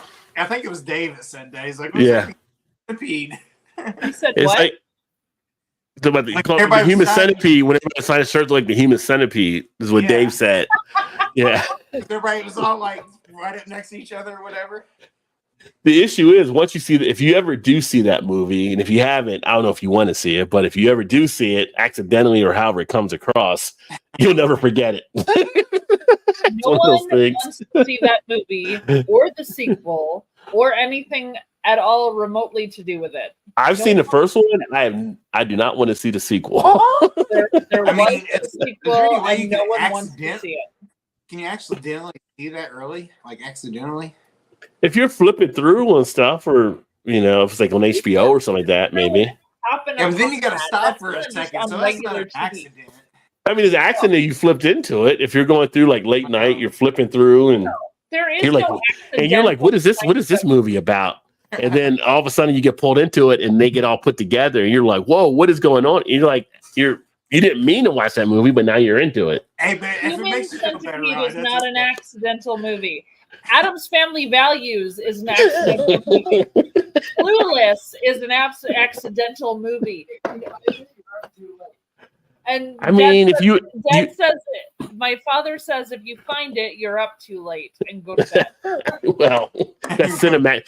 That's Cinemax's fault. No one has Cinemax anymore, please. Why don't you have it anymore? It's still out there. It's part of HBO. You don't do the cable. If you do the HBO Go or whatever the HBO thing, and they give you Cinemax with it, it's like a tag along. Again, it's like the passenger in the passenger in the seat. They're not driving a car; they're going wee. No, I ain't paying for fucking HBO. That's just stupid. But by the time you pay for 10 streaming services, you might as well pay for cable. Well, I'm not paying for 10 streaming services. I have 2. And what do you have? Well, I know you got the Cartoon Network on one of them because you love cartoons. I have Disney, and I have not Peacock, but the other one that starts with a P, Paramount. I have Disney and Paramount. Yeah, Amazon Prime. You have mine. And I steal my dad's Amazon Prime. And Chew has Peacock, and there's one other that he does, but I think it's like sports ones. But you guys are married, so that's like 4. You have 4 streaming services. Well, yeah, but we have separate finances. We haven't spliced our finances. Well, there you go. I only have 2. You got some of the guys like, oh, she's a good woman. You only have 2, but you watch 9. Right. What about your cartoons? You're big into the cartoon stuff. I know, and Disney. So how do you watch Cartoon Network? You don't watch Cartoon Network? Well, no. Paramount has all the old Nickelodeon stuff from when I was a kid. Yeah. So Paramount and Disney are all the cartoons I need. I don't watch live action stuff that much, except for like the Olympics, I guess. But I don't watch live action stuff at all. So okay, well, hey, it works. In my day-to-day life that I can't handle drama on a TV show. Okay. I like cartoons because I don't have to work hard to think about those things. Yeah. Not any reality shows. And the reality shows are not interesting to me at all. So no, they're car wrecks. No, she watches some of them that are outdoorsy, yeah. I will say the port protection and the Alaska ones, he likes those, but otherwise we don't really watch reality shows. I will watch Simple Living Alaska on YouTube is one of our favorites. We love Simple Living Alaska, and what's the lady, Girl in the Woods. Girl in the Woods. Oh, that's a good one. We love watching them. I honestly, I watch. Is Chew there? Or is your dad there? Because your dad knows more about your watching than Chew. No kidding, right? Dad knows what she watches because Dad and Chew watch the same things. Gotcha. Okay. I kind of watch them, but not actively, I guess. Yeah. Back in the woods shit. Yeah. So yeah, but yeah, cartoons and nature stuff is pretty much all and Olympics. Honestly, the Olympics have been on our TV pretty much nonstop for 5 days, 6 days, however long it's been going on. So. Yeah. Let me see here. Oh, Rocky and Bullwinkle. That's old school right there. Was great. How about Squid Piss IPA? What brewery is that from, Nick? I would like to know. I would like to know what brewery called their beer Squid Piss, and if it's black. Oh my god, if that beer is a black IPA, I will be super fucking happy. I mean, it should be if it's not. It has. The funny thing is, there's not really a real beer there. I think Nick did it out there, but there is a beer called Squid Piss from Phibbs Brewing Company. Phibbs? Oh, wow. It's a fruit beer. Yeah. No, there needs to be a Squid Piss IPA that is a black IPA because it needs to happen. And when she and I open the brewery, we're gonna have to think about that. Oh, we got there. The people need to know when Todd and Shannon's channel launching. Word's getting around town. Chase has a point. Todd, comment? We want to know when your channel's launching. As Blake TV would say, comment.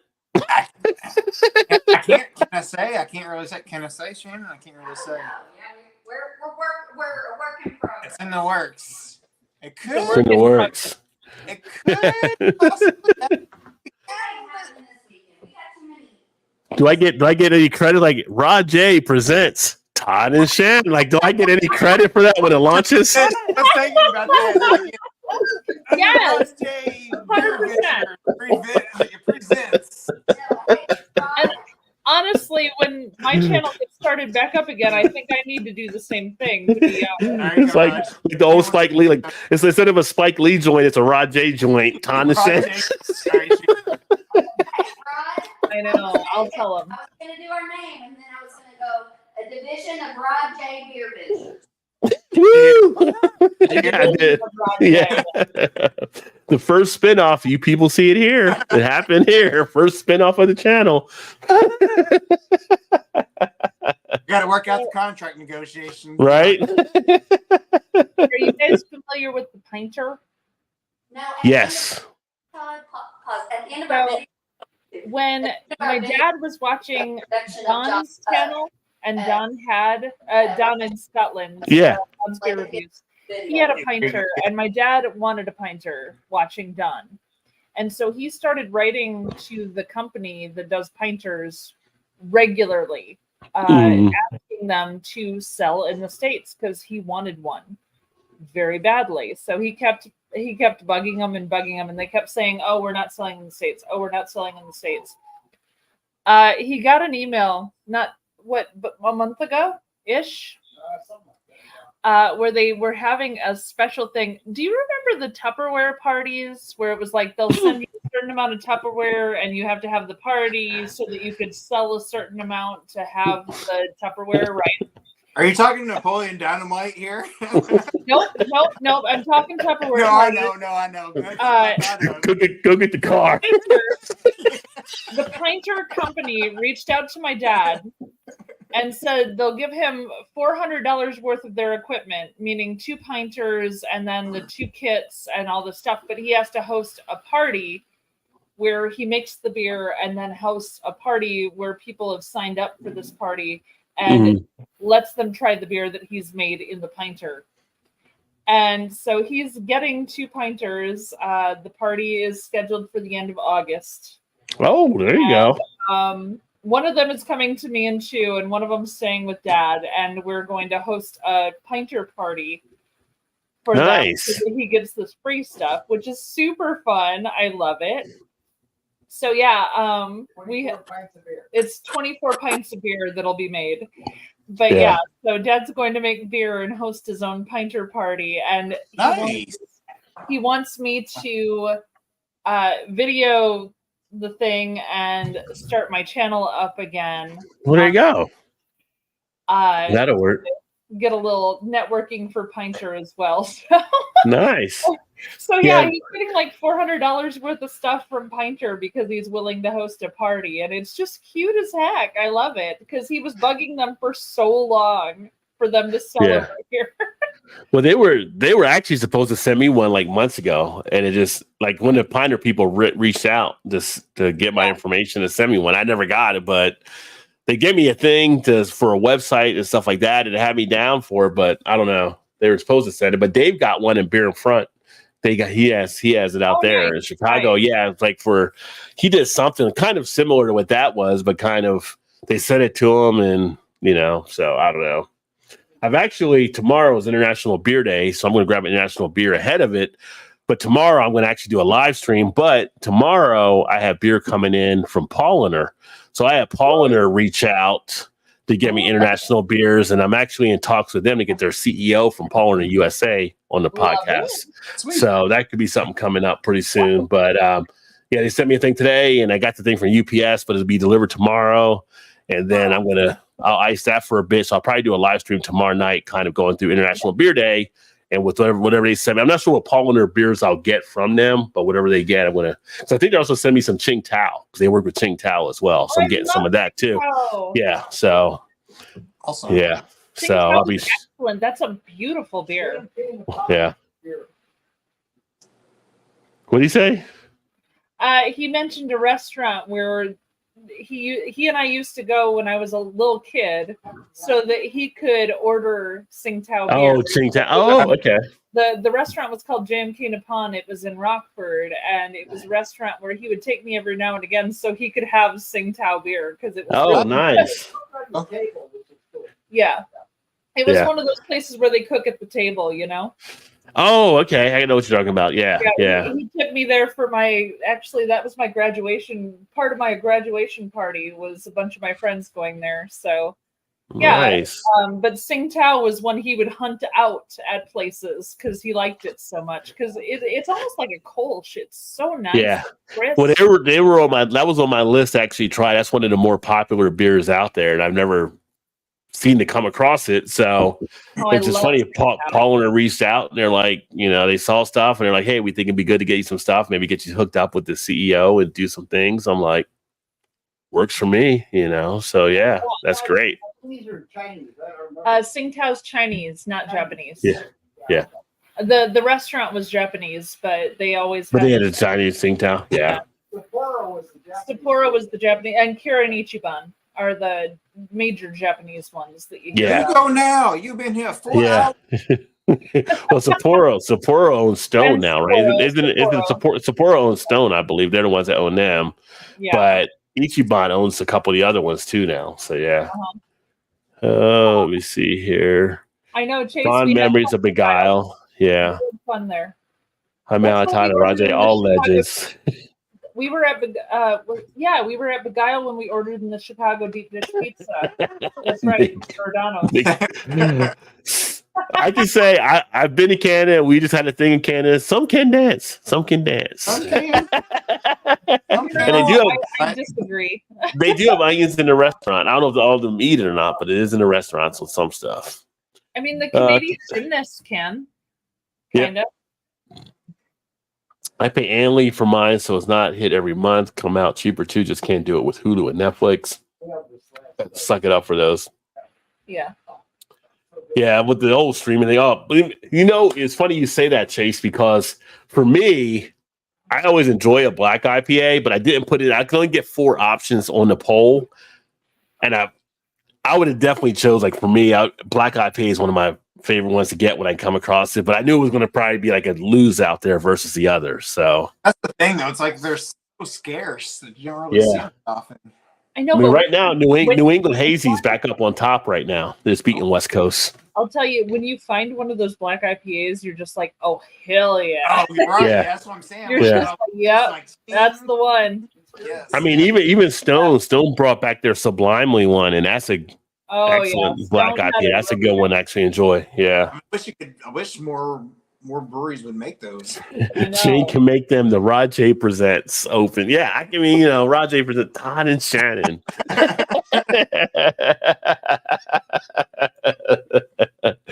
Word of Brewtubers Eagles Network. Yeah, I'm pumped up. Chase got his cards. He told me, like, on the Facebook thing, I posted that because they had a special thing on Zazzles. Him and Brian got cards now. So I'm like, how do I even get your cards? I'll show you can network using your cards with stuff. I forgot. Here's you have business cards? I've had business cards, for a long time because I always went to breweries, right? So we were doing brewery tourism as our channel. So it was a little different. I always had cards that I was handing out, and I forgot to bring them when I came to Canada. I was so annoyed. I So know. here's a little Actually- sneak peek teaser to what Chase was asking. So we got these today. The lights. Oh shit! Oh shit! I got some Dad had LED. one on his fridge. It's literally on his fridge, but yeah. Oh, there you go. Nice. So yeah. Well, see, you had the cards. No, I've had business cards for 2 years. Yeah. But Todd and Shannon got the LED lights too. They're not messing around there. That's nice. Not one, but two. Two LED lights. Now Shit. I got them on now, so I don't know if you can tell or not. You skipped from basic to moving up to intermediate there because you didn't go ring light. You went LED light. So you just like. And Shannon always knows. She just goes all in. It doesn't matter. Shannon put the work in. She's like studying stuff. So yeah. Tell Shannon to go all in on the microphone next. Yeah. I'm sorry, I couldn't resist. Gotta get the mic. Mic check. You need a wireless mic that hooks up to your iPad. Right? It's also the novelty of it because no one makes it. Yeah. The Tsingtao. The black IPA. The black IPA. Well, I mean, there are breweries that do make it, but it doesn't get enough breweries where it gets into a lot of spaces for people. No. Like I come across it from time to time, but it's kind of like, you're in those smaller type craft type breweries. But I always like a good black IPA. What is up, Kevin? Shark Home Brewing in the house. Cheers. You're drinking a lager on IPA day? I don't know what to do with you. I mean, I don't got nothing against the lagers. I'm just saying, No. It's an IPL. It's a cold IPA. It's a cold An IPL was kind of like a cold IPA.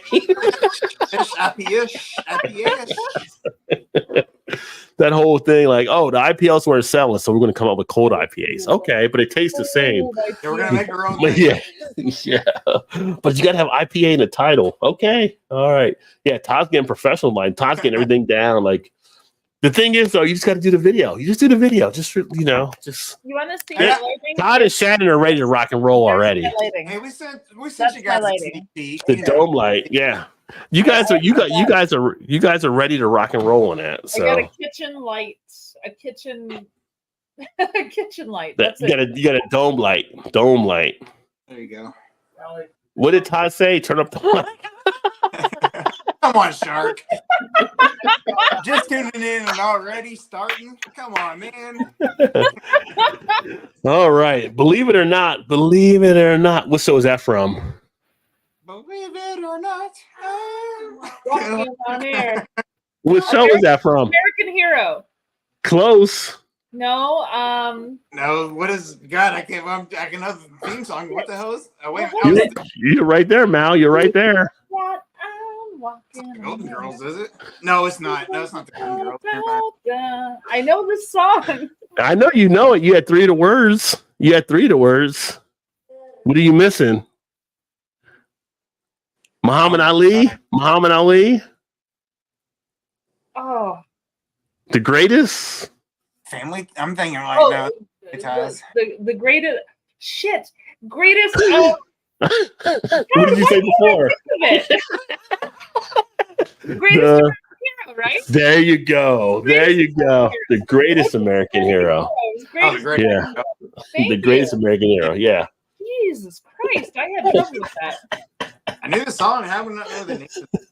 So, you remember the music, right? I know. Yeah. So, Chew at his tap room, he hosts open mic nights, and when they finish for the evening and they're like taking down the equipment and everyone's kind of milling about talking, he puts on old TV theme songs. Yeah. So he starts with the Cheers theme song, because not Golden Girls, because Golden Girls is close to his heart. I was figuring you start with that. That'd be. He starts with Cheers because where everybody knows your name, everybody gets along, everybody's friends and stuff, and they all do the open mic night, and then he lets it just kind of play on these old theme songs, and it's just he always comes to that one. I will admit I have never seen The Greatest American Hero as a show. I have never watched it because, again, I was a cartoon person. It doesn't matter adult or child. I only watched cartoons. So plus you were a millennial, so you were a millennial too. So it was later. It was Sorry, I could. Low fruit, low hanging fruit. I had to go for the millennial joke on that one. I mean, you had to knock that one out of the park. Just Yeah. it was there. I mean, it was there. What are you supposed to do? What are you The supposed year to do? born doesn't matter. I didn't want the drama, so I didn't watch TV shows. Just like live action TV. Have you ever shows. seen? Have you ever seen Mork and Mindy? I've seen clips of it. Mork and Mindy was classic with Robin I've Williams. seen it on Shannon YouTube, said in the like, background, clips of nanu, it. nanu. And the same thing, like I've seen clips of like Laverne and Shirley and the Happy Days and all the shows. 1, 2, like, 3, 4 happy days. 5, 6, But 7, I 8 happy days. I don't recall clips of Greatest American Hero being available on YouTube right away. Like that's not something that sprung to mind.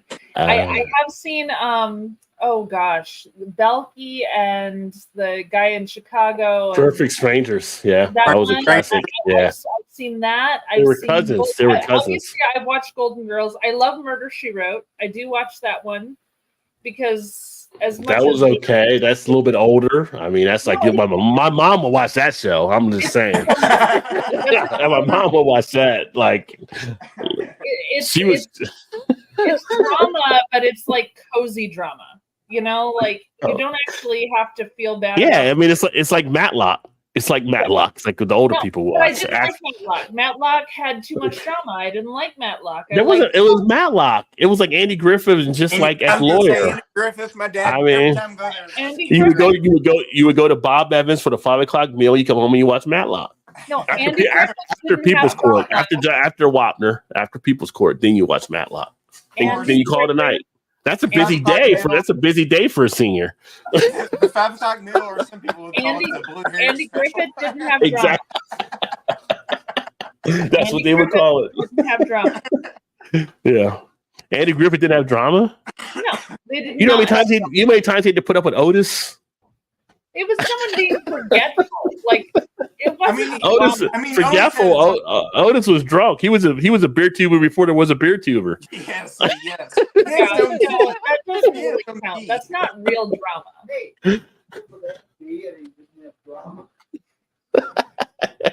And then My dad said, "Hey, wait, he lived with Aunt B and he didn't have drama." Yeah, I didn't get that whole thing either. Like, why are you still living with Aunt B? Like, you can't afford. You're a serf for the town. You can't get your own house. Like, Right. you know, they didn't ask a lot of questions back then. The whole Gilligan's Island. I thought about that the other day. Again, 3-hour cruise. 3-hour cruise. 1, why did the house have so many things for a 3-hour cruise? 2, Skipper and Gilligan didn't have anything but what they had, but their clothes weren't torn after a number of times being on a desert island. Professor didn't have anything either. Like, they should have been in shreds on stuff. And somehow Ginger had a bunch of stuff for her as well. She brought all of her cosmetics and all that kind of stuff. I mean, yeah, there's a lot of things that didn't make sense about Gilligan's Island. My first thought was, if the houses were that rich, why are they on such a small ass boat to begin with? True. And if you're that rich, somebody would definitely know you were probably gone, right? Like somebody would send out a search crew if you were that rich. Exactly. So if you look at it that way, the house must have been embezzling money or something, where it was something illegal taking place that nobody was looking for them, and they were able to escape. They were trying to get away. That's why they had all their clothes. They were trying to get away. They jumped on a cruise, make a break for it. We'll get down to Costa Rica or somewhere. We'll have all of our accounts wired, and we'll be set for the rest of our life. They So were that's why going to Cuba. Oh They- no. Somehow wanted the to Indian get the natives Harlem always found their way to Globetrotters that there. island. Not sure Yeah. how, but they always were there. Basically, Skipper and Gilligan were mules. They were just transporting.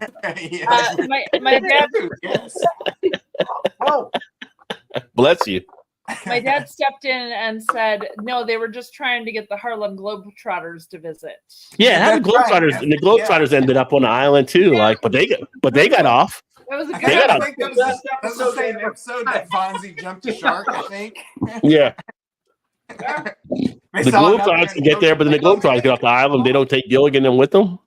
And then they Yeah. jumped the shark with the motorcycle. Oh wait, no, that's a different. No, show. that was the water ski with Fonzie and Happy Days jumped the I shark. know. I was being an ass. It's cool. you know, you Yeah. can't get very far on a 3-hour cruise. No, Yeah. Don't get 3-hour very far. cruise doesn't go very far. No. Not in that little boat. Honestly, Yeah, like when I lived in the Caribbean, it was 3 hours was on a catamaran, it takes a little while to get to places. So And I don't know. A 3-hour cruise ain't going far. I'm just saying when they wrote that show. and how the professor's little broke ass radio work like it did. I know, right? And what kind of professor was he? You couldn't make all this other shit up. You couldn't make a boat. You could make all this other shit. You could make a treadmill or a bike thing that you're like, but you can't get us off the damn island. You can make a treadmill, but you can't make a fucking helicopter. What the hell is wrong with you? What kind of professor are you? You're right. And Mary Ann was the farmer's daughter. She should have been able to raise some kind of food, I mean, you're a farmer's daughter. Right. Get out there and plant some shit, so. She should have stepped up, man. She had her Daisy Duke son. Hey. She was ready to farm. How did Ginger get all those clothes? Yeah, how did Ginger get all her clothes? That's what I said. Ginger brought all her clothes and cosmetics and stuff. So, I mean, there's a lot of plot holes in that show. But yet, people would watch it every week. They watch it every week and just be like, yeah. It's funny. Ron John's Surf Shop. Ron John's Surf Shop, that one? They have those everywhere you go. Yeah, they do have them all over the place. There must have been one on the island. So she Must have been. Yeah. Mallory, a special effect with the smoke. Yeah, you could do the smoke as special effect. If Todd has LED lights, do they change colors? Ooh. Wait, I have LED too. No, we can change the colors. They just don't change on their own. No. Do they? No, don't do your puff. Oh, I thought, okay, it's just the dimness of them, I guess, then. Mallory does not identify as a millennial. That's great. I don't identify as millennial. I'm a fucking Gen Y. Well, you're going to hurt Chase. I think Chase is a millennial. You're going to hurt Chase's feelings. Chase is a millennial, I think. Chase is 4 years younger than me. Of course he's a millennial. Why you say it like that? Why you gotta say it like that? Know, of course he's a millennial. Of course he's a millennial.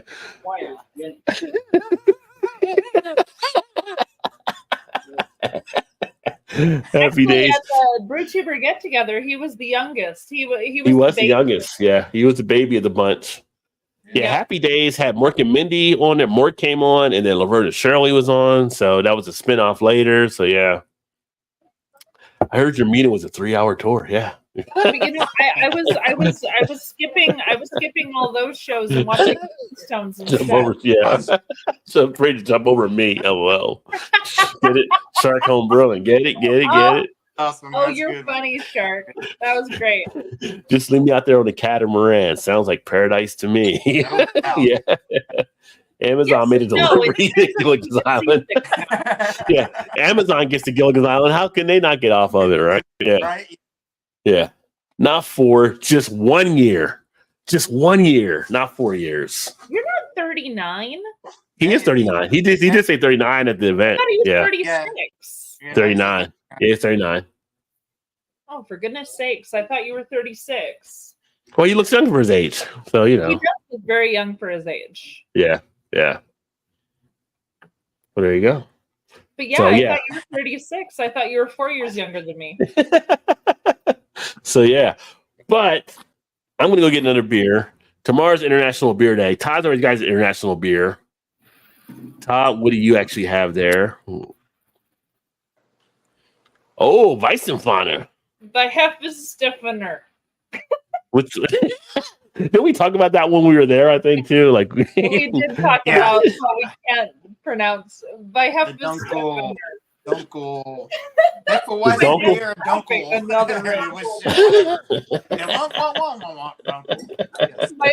My father is laughing in the other room, saying, "That sounds like you're saying something inappropriate." Probably. It's Weihenstephaner. By Hefeweizen. How do you say it? Kind of like Shannon's brothers. You got to pronounce the R really. It's Weihenstephaner. Weihenstephaner.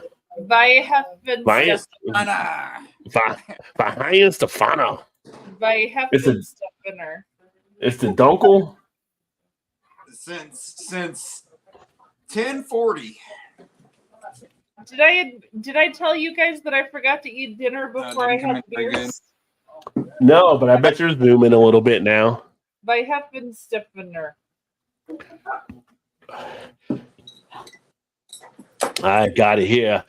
Hefeweizen, Dunkel, Weihenstephaner. By Hefeweizen.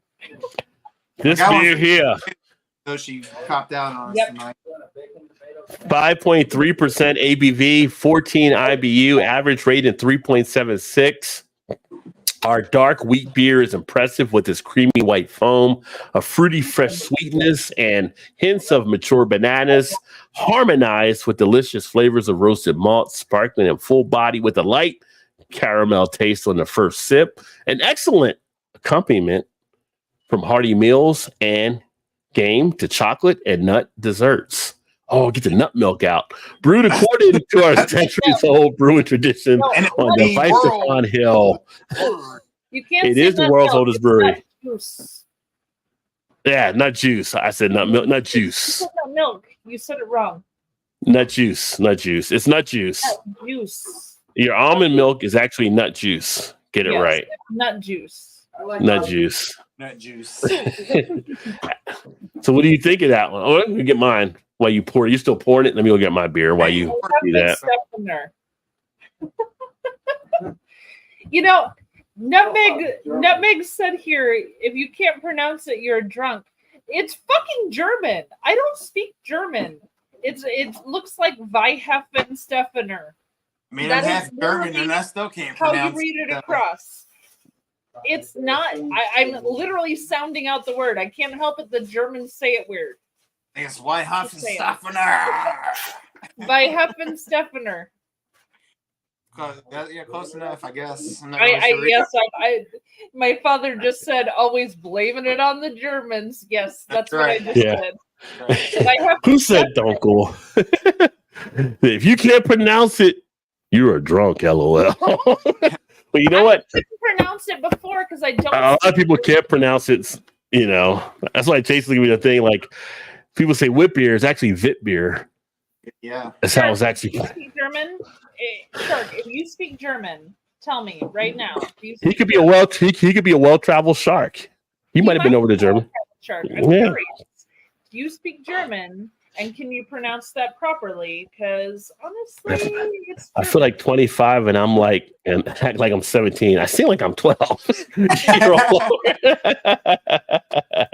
actually Nutmeg and I have done some songs together, and I have Yeah. to agree. So what do you think of that one, Todd? Do you get the caramel? Does it harmonize for you? Yes, Getting yes. the roasted malt? On it for sure, and kind of Yeah. smells, has a little sweet smell to it. Nice kind of We- dark roasted malt. Shark, I don't It's Stefan. We have Hello. Stefan. That's what he's going for there. Well, you can't pronounce the P if it's followed by an H, though, because it has to be an F sound. So It's- I still feel like it's- that's it's- not correct. It's Weihefenstefener is how you And pronounce it. Shouldn't it be a V instead of a W at the front? But in Germany, the W's are pronounced as V's. Pronounce That's it. why it's not. That's why it's not whip beer. It's fit beer. Yeah. Yeah. The head Stefan. Yeah. No, that's Vin not Effen's enough not- syllables. Did you see how many It's- syllables are in that Stefan. bottle? It's Weihefenstefener.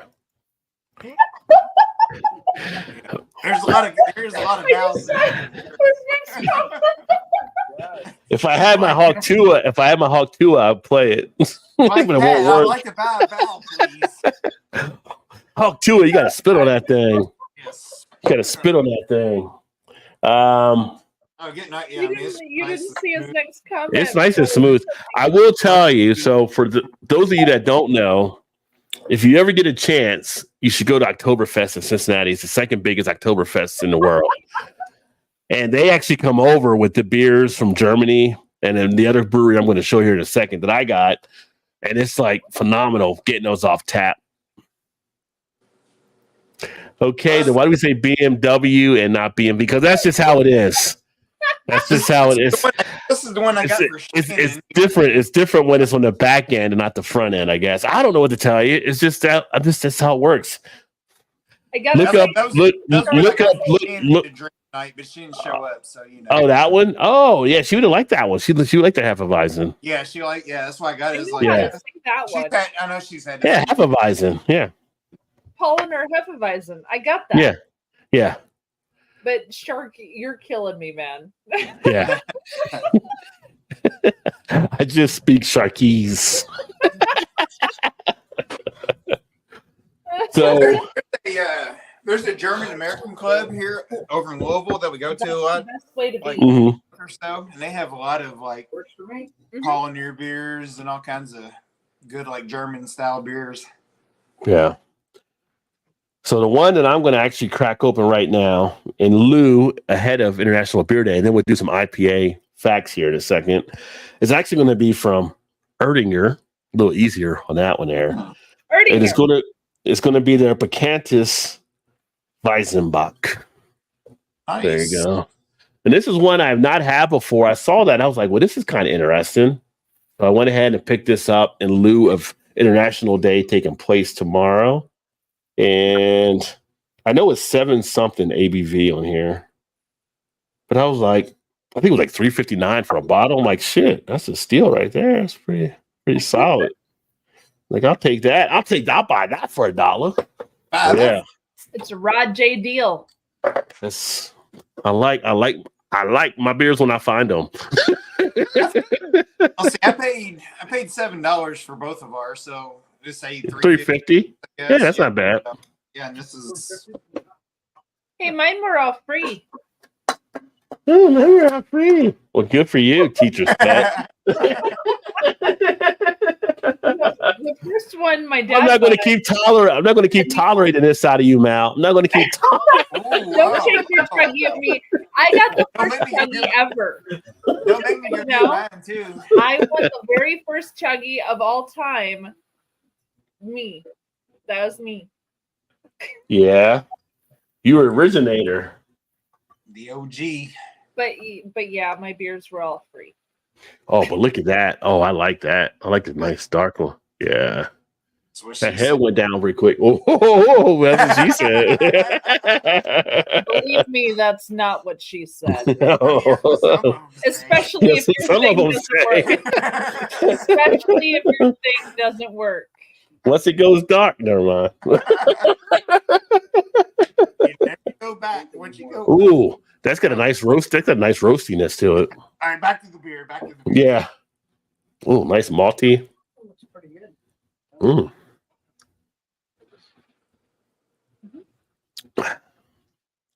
I like a good Bach. So, I mean, Yeah, you can't go nice wrong. malty. Ooh, nice little toffee that kicks in. Nice little sweetness on the back end. I was trying to figure out A that little bit of or bad. little bit of a chewiness in there too, which I like. Little viscosity. Oh, that's good. I like that. Ooh, I'm going to nice. say something. Nice. The Germans might be onto something with beer. I'm just going to say it. I'm going to put it out there. They might be. They might be onto something. They might know what maybe. They might have a future in making beer. I'm just saying. Shouldn't give it up. This beer here, Erdinger Picantis, 7.3% ABV, a Weizenbach, 10 IBU. Erdinger Picantis is already a legend during the strong beer season, but with its complex symphony of aromas, it also stimulates the taste buds, making it a perfect aperitif. How about that aperitif? You don't see that in every description. With an ABV of 7.3% and original wort, not wort, because people say wort is wort, or actually might be more like vert, because vert.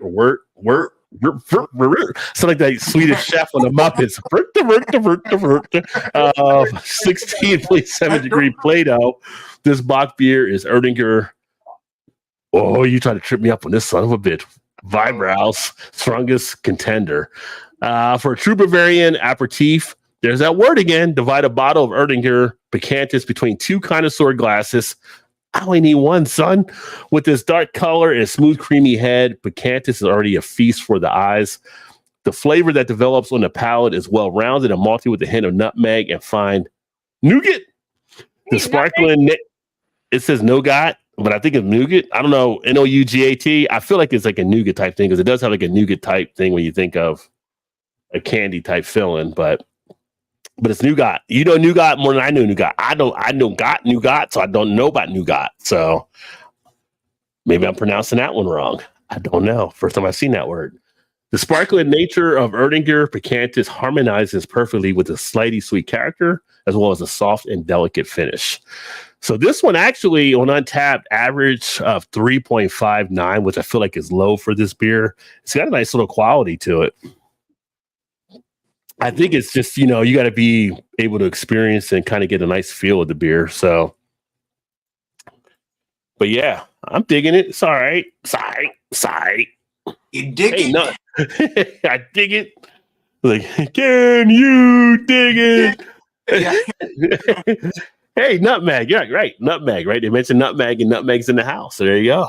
Got, a little taste of nutmeg, but not that nutmeg. That's a whole different thing. Where's the word? Works. You skipped a whole bunch of things. I'm going back up the other way. I'm reading it from the back going forward now. Germans make a better Budweiser. Yeah. Super awkward because I started laughing about a thing and you're going backwards and it's going to mess it all up. I will be Bach. Oh, that one coming up. Yeah. You will be here for a while. Nutmeg tomato. Bye, fan. Great live as always. We'll try to join in the new house. Love you all. We'll hang out till Rob puts my comments up there. Yeah. I'm getting there. See, I'm actually going backwards now. So you're like, your comments are coming up. You're like, wait a second, what's going on? They said you did it wrong. They made me laugh before you did the thing, and I was like, oh shit, he's going backwards now. For Hacker Sure, I say psycho. There's that channel with the lady from Germany that lives in Cincinnati. What channel is that? I don't know if I know that channel. I've not seen that channel there. I don't know that channel. Yeah. So interesting. But it is IPA day, and I did have some of the IPA stuff here before we wrap up here in a bit. Mm-hmm. So let's talk a little IPA. And West Coast is winning now on a poll again, by the way. West Coast is up 36%. New England hazy 36%, but West Coast is getting the favorability right now. Wow, Milkshake is only 7%. I guess Milkshake will fall off, and all the boys are no longer in the yard. Yeah, that was higher. Yeah, English is 21%. So there you go. So in talking about girls aren't showing up. What's not showing up? Yeah, they're not showing up. The boys, when the girls don't show up, the boys show up for the Milkshake. I know, but if the girls aren't showing up, the boys ain't gonna stick. They're not going to stay. Right, they're going to leave after a point. I mean, yeah. No matter how much Kellis offers, they're going to leave. So yeah. Without the girls, they're not going to stick. IPA. So IPA. Looking at IPA, historical ABV range of an IPA is 5 to 7%. Don't know if you knew that or not. Although I would say now or more closer, a little higher, up to about the 7.4. You'll see stuff at 7.1, 7.2. 7.5 is now considered for the imperial or double level, right? So you have some stretching of what the regular used to be to what it is now. So is it 9.5 for the imperial then? Say that again. Is it 9.5 for imperial now? For imperial IPA? I would think it's over 8. No, right? 7.5 is imperial or double. Okay, so what about triple? Triple is more like 10 now. Yeah. Oh, is it? Triple is like a lot of triple IPAs you'll see will be 10%. Like Hot Butcher is big on the triple. You'll see them at 10. But a lot of the other ones you'll see more around the 10. It might be 9.5. I don't know. I didn't look at the BJCP to see what they have. What I usually see are around 10, and then quads are like over 12 is what I see. I would think double would be like over 8. It only with stouts. But a lot of people thought that with IPAs too. But IPAs, they adjusted them to 7.5 for some reason. And they do the same thing like with the sours and other, only the stouts like at the 8% level. Yeah. Okay. But yeah. I always think of a double. I use the 7 or over whatever, even though 7.5, whatever, close enough. Potato, tomato. I mean, IPA historically, bitterness level is 40 to 75 IBU. I think they kind of push that nowadays, but historically, the 40 to 75 is what you're kind of at. We've seen some of the IPAs we've done tonight where we've been under 40, and there's some that are definitely above the 75. Yeah, for sure. I had one and it destroyed my face. So yeah. Yeah. Mal, Interestingly, you're all at your all's brewery. What? What's the range in your all's breweries IPAs? It ranges from 15 all the way up to, I'd say, 90. I've seen 90 before, Okay. Yeah. but I haven't tried the 90s. The highest I've tried is an 80. Mm-hmm. And so things have definitely changed. And so some of these are like things like in the beer Bible, kind of accepted on different levels and stuff. An interesting thing is historically, you look at serving temperature for IPA is targeted about 50 to 60 degrees Fahrenheit, right? I need A lot of times they come off a tap, they come off cold. But as you have an IPA and you have it get warm, it does open up more of the flavor or more of the aroma. So it's just interesting because a lot of people are just used to drinking a little bit cold, but I like to have mine in the glass, let it sit for a bit, let it warm up for a bit. I feel like 50 to 60 is a little bit more maybe than I would use it, because usually I would say high 40s, low 50, because my stouts I like 50 to 60. But if you do let it sit for a little bit more, it does enhance essentially the flavor and the overall tone of it. So to be fair, I want my IPA served to me cold. But when I try it, I will take my time in on IPA. I there are other beers that you can suck down quick, like a golden lager or something that you don't have to think about. But with an IPA, I'll take my time and I will actually let that warm up as I go. Same with a stout or a porter, like I'll see what the flavor develops as I continue to sip it over time. Right. So, Yeah. I like it served cold though to start, because I like to have a baseline before I see what the flavor will develop as. Right. And it's a journey with it. I mean, you want to enjoy that journey as you're enjoying craft. I mean, to me, craft beer isn't there to be chugged; it's there to experience and enjoy. Right. That's what I told Shannon when she first started drinking. I was like, yeah, just let it sit and chill just a little bit. As it gets warmer, you'll get more flavors out of it than when you first initially drank it when it was colder. It makes a huge difference. It really does. Yeah. And at first she was like, I don't know about that. And then after a little bit, she's like, okay, I kind of get it now. I can see where different tastes, the different flavors come out. If you take your time, it makes more of a difference with your craft beer, for sure. Yeah, it definitely does. Now, one of the questions I'll get commonly from time to time is something of the difference between the IPA and like your regular pale ale. Pale ale historically 4.5 to 6% ABV. Bitterness historically 25 to 50 IBU. So both of those being lower. Serving temperature is actually the same pretty much that they target, but it is a difference in there. And one of the most misclassified ones from Todd's home state there, Zombie Dust. A lot of people think Zombie Dust is an IPA. It's a pale ale. It's not. It's not an IPA. But the line is so thin, it can definitely throw you off on some of the stuff out there. So sure. With breweries and the things they're doing nowadays, it gets a little tricky, but there is a slight difference in there. I don't know if it matters as much now as what it used to back then, but if you're like going into something to be a BJCP judge or you're kind of going to Cicero type thing, I think you will be trained more to notice these type of differences out there. Right. Yeah.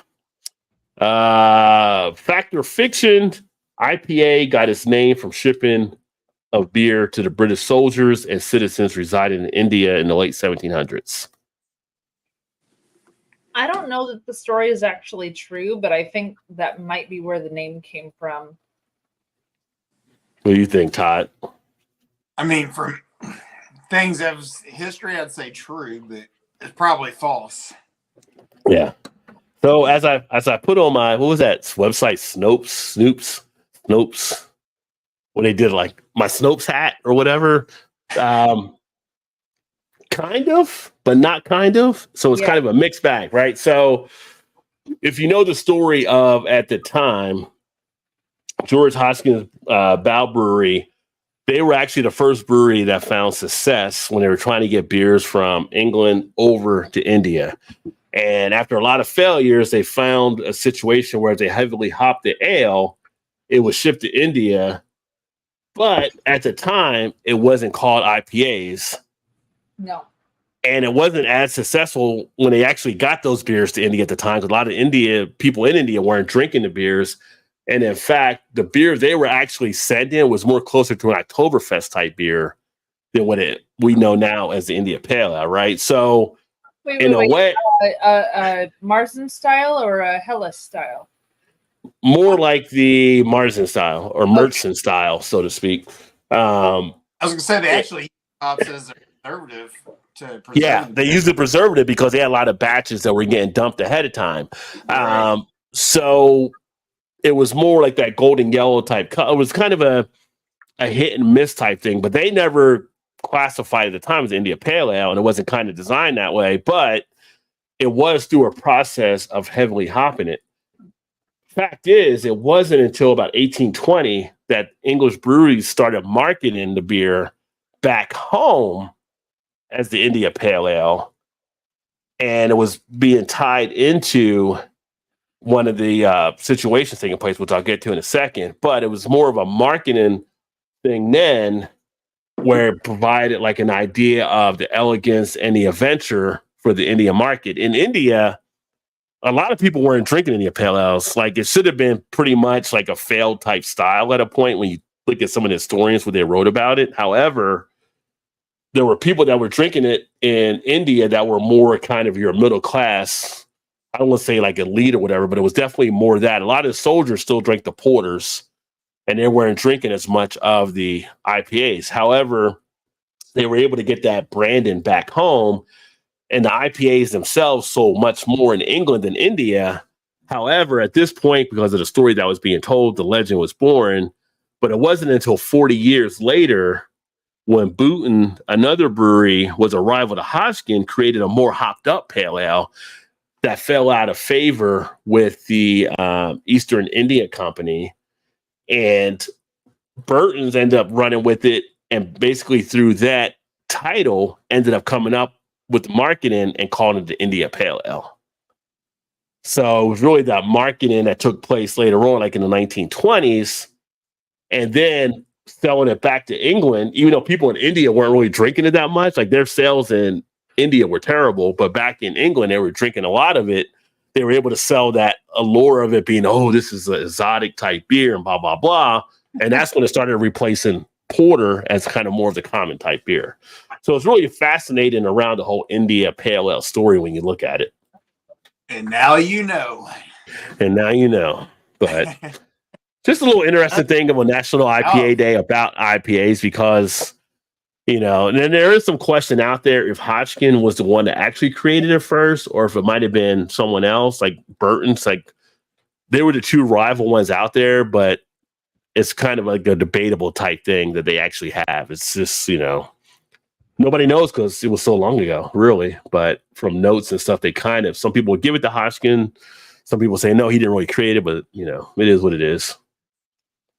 So, as a aside, I guess, during World War II, when soldiers were getting sent off to war, Mm-hmm. A diamond company here decided that they were going to be a diamond is forever, and they pushed forward a ad campaign that suggested that even though you're going to war, if you give her a diamond, it means forever. Oh. And it wasn't until the 1940s that the diamond ring became a commonplace thing to give to someone who you're engaged to. Just because of the war. Like, they were saying, you might die, but the diamond's forever, just so you know. I'm going to say that was probably for the De Beers family, I'm thinking. I can't recall. Exactly. That's like the biggest the biggest diamond family, I think. They probably, yeah. But at the same time, well, not at the same time, about 30 years earlier, Queen Victoria wanted to marry Prince Albert, and she was so excited to marry Prince Albert that she wore a white dress. And it was the 1890s, I believe, whenever she married Prince Albert. But that was when the white dress became a wedding staple. So it's really interesting how you can look at it's advertising campaigns. It really is. As weird as it sounds, it's straight up advertising campaigns that decide what people believe is the right way to do a thing. Yeah. So yeah. The white dress, the diamonds, the IPA. Honestly, it came about because of an advertising campaign where someone was trying to make money and they succeeded. Well, it's kind of funny when you come down to it. That's like when I was in college studying advertising. One of our professors is like, reality is not perception, but if you do enough perception, it will become reality. Right. That's what all happens. Well, okay, so if you were in advertising, you read what's the catch-all book that was from the 20s that everyone knows? How to Win Friends and Influence People. Oh, right? yeah. Win friends, influence people. Mm-hmm. And he was talking about there are later iterations of the book, and they were talking about Febreze. And Febreze, when they were starting out, they were supposed to be an air freshener. That was their whole concept, or a cleaner kind of thing. And then she sprayed for the commercial and she smiled at the end. And they caught that on the camera and they were like, holy shit, that's literally going to be our whole. So watch any Febreze commercial. They spray the thing and they smile. Because like this, you find joy in smelling the happy. And it's so weird, but like the advertising, how it can affect the entire world and how everyone can change their perception on how things are supposed to be based on advertising is so crazy. But yeah, so IPAs, I think, sit in the same thing. They just got advertised in the right way and it just kind of worked. Yeah. No. Yeah, I mean, that's what advertising is. I mean, I can even... It's funny. I had my father next to me going, no. That's not. I mean, I won't go into it now, but no, people taste that, and some people really like that bitter, hoppy taste, and I'm one of them. Yes, and they gravitate towards that, and I know. I drink other things too, but I like the. But they wouldn't have been making it for you if it weren't for the advertising in the first place. No, they're making it for me. It's all about I like his train of thought right there. Can't go wrong. My father thinks IPAs are all for him. Yep. Just so you know. Hey, I don't hate him for it. I mean, advertising is a powerful thing, and I can even tell you some of the stuff like from the subliminal things that were done, just like, and people don't even realize when they're being captured. It was funny. I was actually watching Fight Club this past weekend again. It was on TV, and I was just like flipping through channels, and it was on. I don't know if you ever seen a Fight Club movie. Oh yeah, it's great. And they were talking about the part that Ed Norton was going through about when Brad Pitt, his alter ego, was working in the movie theater, and how he would splice things into the movie. And then like the scene pops up when I think it was like a dick shot or something like that, everything, and it's like the people see it, but they don't want to admit to actually seeing it in it, you know? And like advertisers would splice in. So it was like there was a time, and your dad may remember back in the day, like when you went to a movie theater, people would always come out like, I want to get a Coke. Well, it wasn't like I wanted to get a soda or I wanted to get a pop or whatever. Like Coke was being spliced in the movies, and that was just Coke. No, Coke was in there. People would actually ask for a Coke by name, and subliminally they were being hit with it over and over again because when they would go to the movie theaters, and so it's just there's a lot of different things where advertising does come into play, and it's kind of like the IPA thing, right? Like we have so many breweries that make IPAs that people have built up this appetite for it. But at the same point, are people building up appetite for it because they really like it? Or is it because that's all that's being marketed to them? Like if people were getting marketed all the other beer styles we have out there that are available, IPA might not be one they want to go after because you have so many other good, fantastic styles that don't get shared with a lot of people. So it's like, do the people control it or does the marketing control it? It's a whole tug of war taking place. Yeah. Well, it right. starts with the marketing, and then once enough people are on board, you're done. Well, it's like when we went to Silversmith and I bought around like the dark lagers and stuff, and people really liking them. And it's like, if you had not really been exposed to dark lagers, would that have been a beer you would have really tried? You might have went with the IPA. So at the same point, it's like when you get experience to other stuff, you're like, okay, I like this. I want to try this or more things like this, right? So you got to be able to break the momentum on some stuff to find out what direction. That's why I never go to a restaurant and try to order the same thing. I know like Todd's with Shannon always orders the same thing. Like they always say when they go, like I always order different stuff because I don't know what I may be missing out on. You know, I try to order different stuff. So yeah. Same thing with beer. Try to find different styles. Yeah. Shark says IPA equals I ponder another. Optimum is 11%. I ponder another. Yeah. And so Optimum is 11%. That's a triple. So like I said, over the 10. Try the 100 IBU hop bombs back in the day. Yeah, we talked about it earlier. The pallet record was 148, I think, when we looked at it. So yeah. I don't know if I could handle them. Cellar temperature, but the cold boxes today are colder. Yeah, there's some you can pull right out. If you have a basement and it's cool, you can pull some out. You don't even have to refrigerate. I let my water warm up, flavors get worse. So On water? fiction. What are you doing? Yeah. See, Shark said fiction to the thing when I was doing the IPA as well. Oh, good night, everyone. Cheers, Shark. All right, thanks for swinging in, brother. Always great to see you. True North Host, are you guys good and drunk? Yeah, it's just started beer time. No, we're not even. We're professionals at this. We're not even drunk at all. I gotta get up and go to work in the morning. Not drunk at all. So the getting up early. I have a 3-hour drive to Iowa tomorrow morning, so I'm not drunk at all. So the first IPA I had, which is a double IPA, and it's 100 IBUs. Mm-hmm. It's from one of the local breweries here, Optimus. It's called Optimus. Okay. Optimus. Yeah. 10.7%. And the first time I drank it, it was like probably the only time I ever sort of poured out a beer before. It was when I just started getting into the craft beer stuff, and I was like, oh, I don't know about this. Now I love IPA. Now you love IPAs, right? Yeah. And I'm like, okay. So now I drink, I'm like, oh yeah, these are pretty good. But I remember back that first time I had one, I was like, oh no, this is terrible. Like this. Yeah.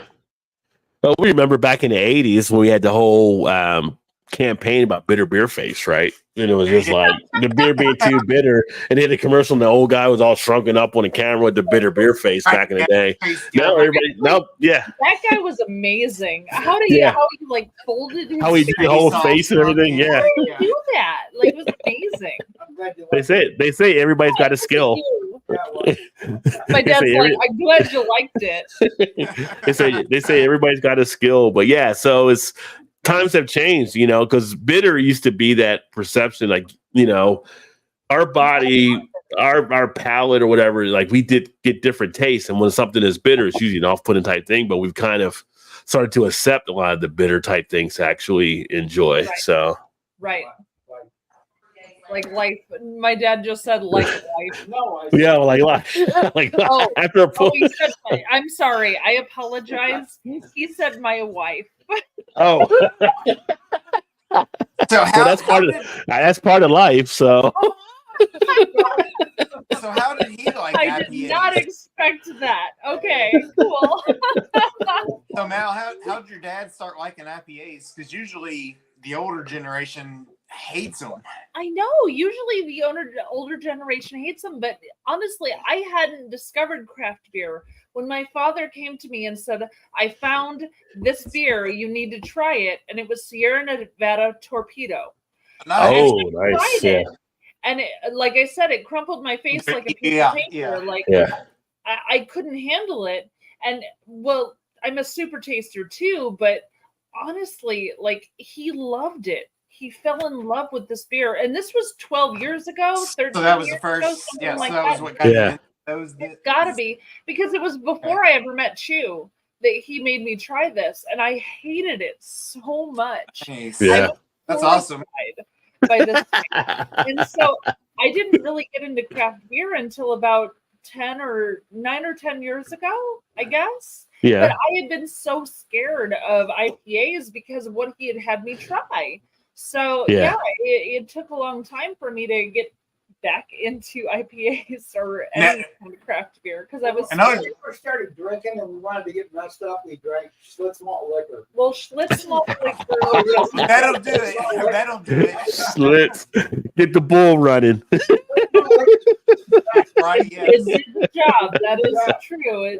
That was get And drunk. they had the little cans, like 7 ounce. Yeah, Yeah. the little bitty cans. Yeah. You know, at 8 ounces. Yeah. Yeah, that Schlitz will get you. Actually, my first craft beer experience ever was Sierra Nevada Torpedo, and it broke my face in such a way that I didn't want to try beer. So it was another 3 years before When I I was gonna, I mean, that's cool. But she was old enough when she tried it. Weren't you?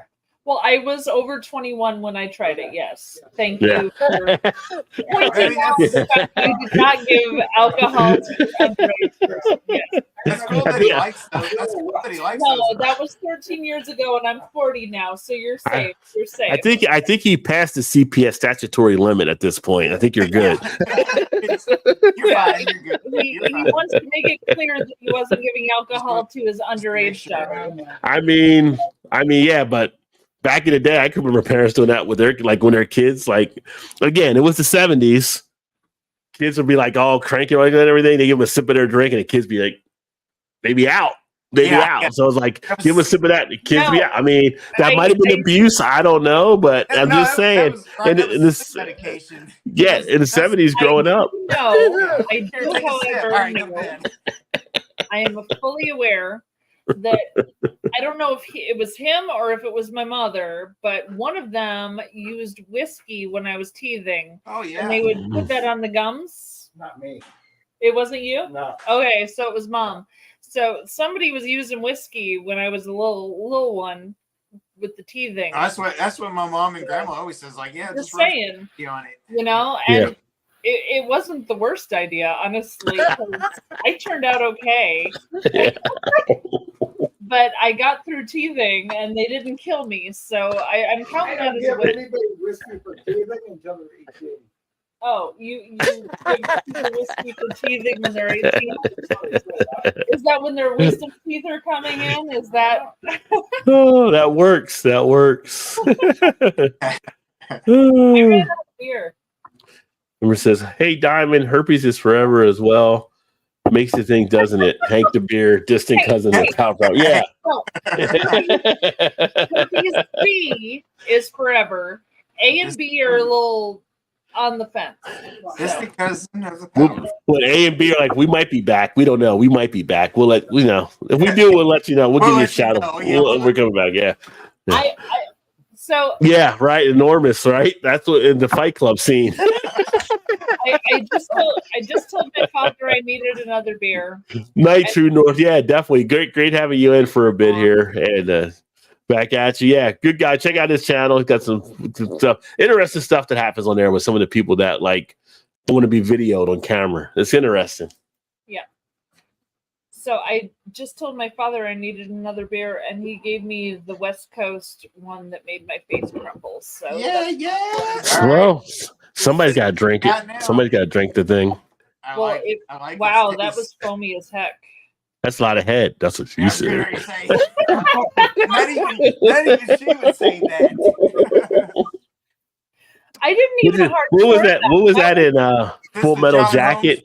And the Full Metal Jacket, when he does, he's like, it was like went from $10 to $20. That'll be $20. That was John Holmes production 40 right degree here. pour. And Yeah, it's, John Holmes. Crazy. that was a 40 degree pour. I did not hard pour that. And Oh, this- hard pour. Yeah. No, I didn't hard pour. Is the beer I- cold? Yeah, the beer's cold. The beer is cold. I didn't. Yeah. I did 45 degree. It still did this. It'll go down. No. That's what he said. Well, now I'm just gonna Just drink give it time. Just give it time. Good time. Yeah, it's got a 45 degree. And Oh, there's that big what's face right there. Tell I'm gonna Pops lose to jump in and show you how to drink it. I'm going to Show lose how the to drink it. advertisers now. Is that awful? Yeah. It's No. not awful. It's just. You know what we should have done? We should have Come, had. We should, Tell him to come on camera and drink it just to show you, just show you how it's done. We should have Mal. We should have Mal shotgun that beer. No, Oh, yeah. I'm not shotgunning nothing. Are you ready for this? Not shotgunning nothing. I'm not shotgunning nothing. You ready? There it is, the pucker factor. That is so much hop. It's so much hop. Is that the torpedo? I feel like I need to get a. I need to get a Mal. I need to get a. I need to get a Mal bitter meter for the show when she does the hard bitter beers. Like, Well, Chu and I had that. We had the bitter meter and the sour, the puckers. But this is from Freeport, Illinois. It's Generations Brewing Company. And this one they make with the spruce tips that they get ordered in from Colorado. And oh, yeah, I remember talking about that one really not too long ago. It hits really strong with the IPA and the hops. speaking of Colorado, are you guys still going there in September? Fuck yeah. Okay. I told the brewery that I worked for that if they wanted to pay me to be a representative for them, that's fine. If they didn't want to pay me to be a representative for them, I would be there anyway. So yeah. I made it very clear to them that I will be there. So because I've never gotten to go. So I need to go at some point. Oh, wait a minute. It's October this year. I thought it was September, October 10th through 12th. That beer is really hoppy. Yeah, October 10th through 12th for the Great American Beer Fest. It's not awful. It's come on, Pops. Really show her how it's done. It's not awful. Come on, Pops. Show her how it's done. Handle that spruce. It's not awful. My dad keeps saying it's awful, and it's not awful. Like it's not an awful West Coast IPA. Like it's not the IBU. That's not what it is. It's the flavor that I don't like. No, the flavor's fine. The flavor is well, I mean, you two have different palates, so one might not adjust and one may. It's but the one that likes the flavor doesn't like the IBUs. The one that's okay with the IBUs doesn't like the flavor. It happens. It happens. Yeah, I have the right palate. So. No, you don't have. I mean, if Chu was there, Chu'd be like, just give it to me, I'll finish it. So, but Chu's not there. Actually, it's super funny that you say that, but Chu would not be. He's not an IBU head. No, really. He would have dumped this. That would have been sick for. He couldn't have done it. No, you don't like him that bad. I can do it. Yeah. He obviously can't. I can, but yeah. I can see that it's an okay, like ridiculously hoppy beer. Everybody's getting lit. I can't believe I have to ride a horse in a few hours. Todd, shotgun, something to give me motivation. Oh. Yeah. Few hours. Yeah. It's really see him on TV. Foamy. Why is it so foamy? What happened? A lot of head. You keep pouring a lot of head out there.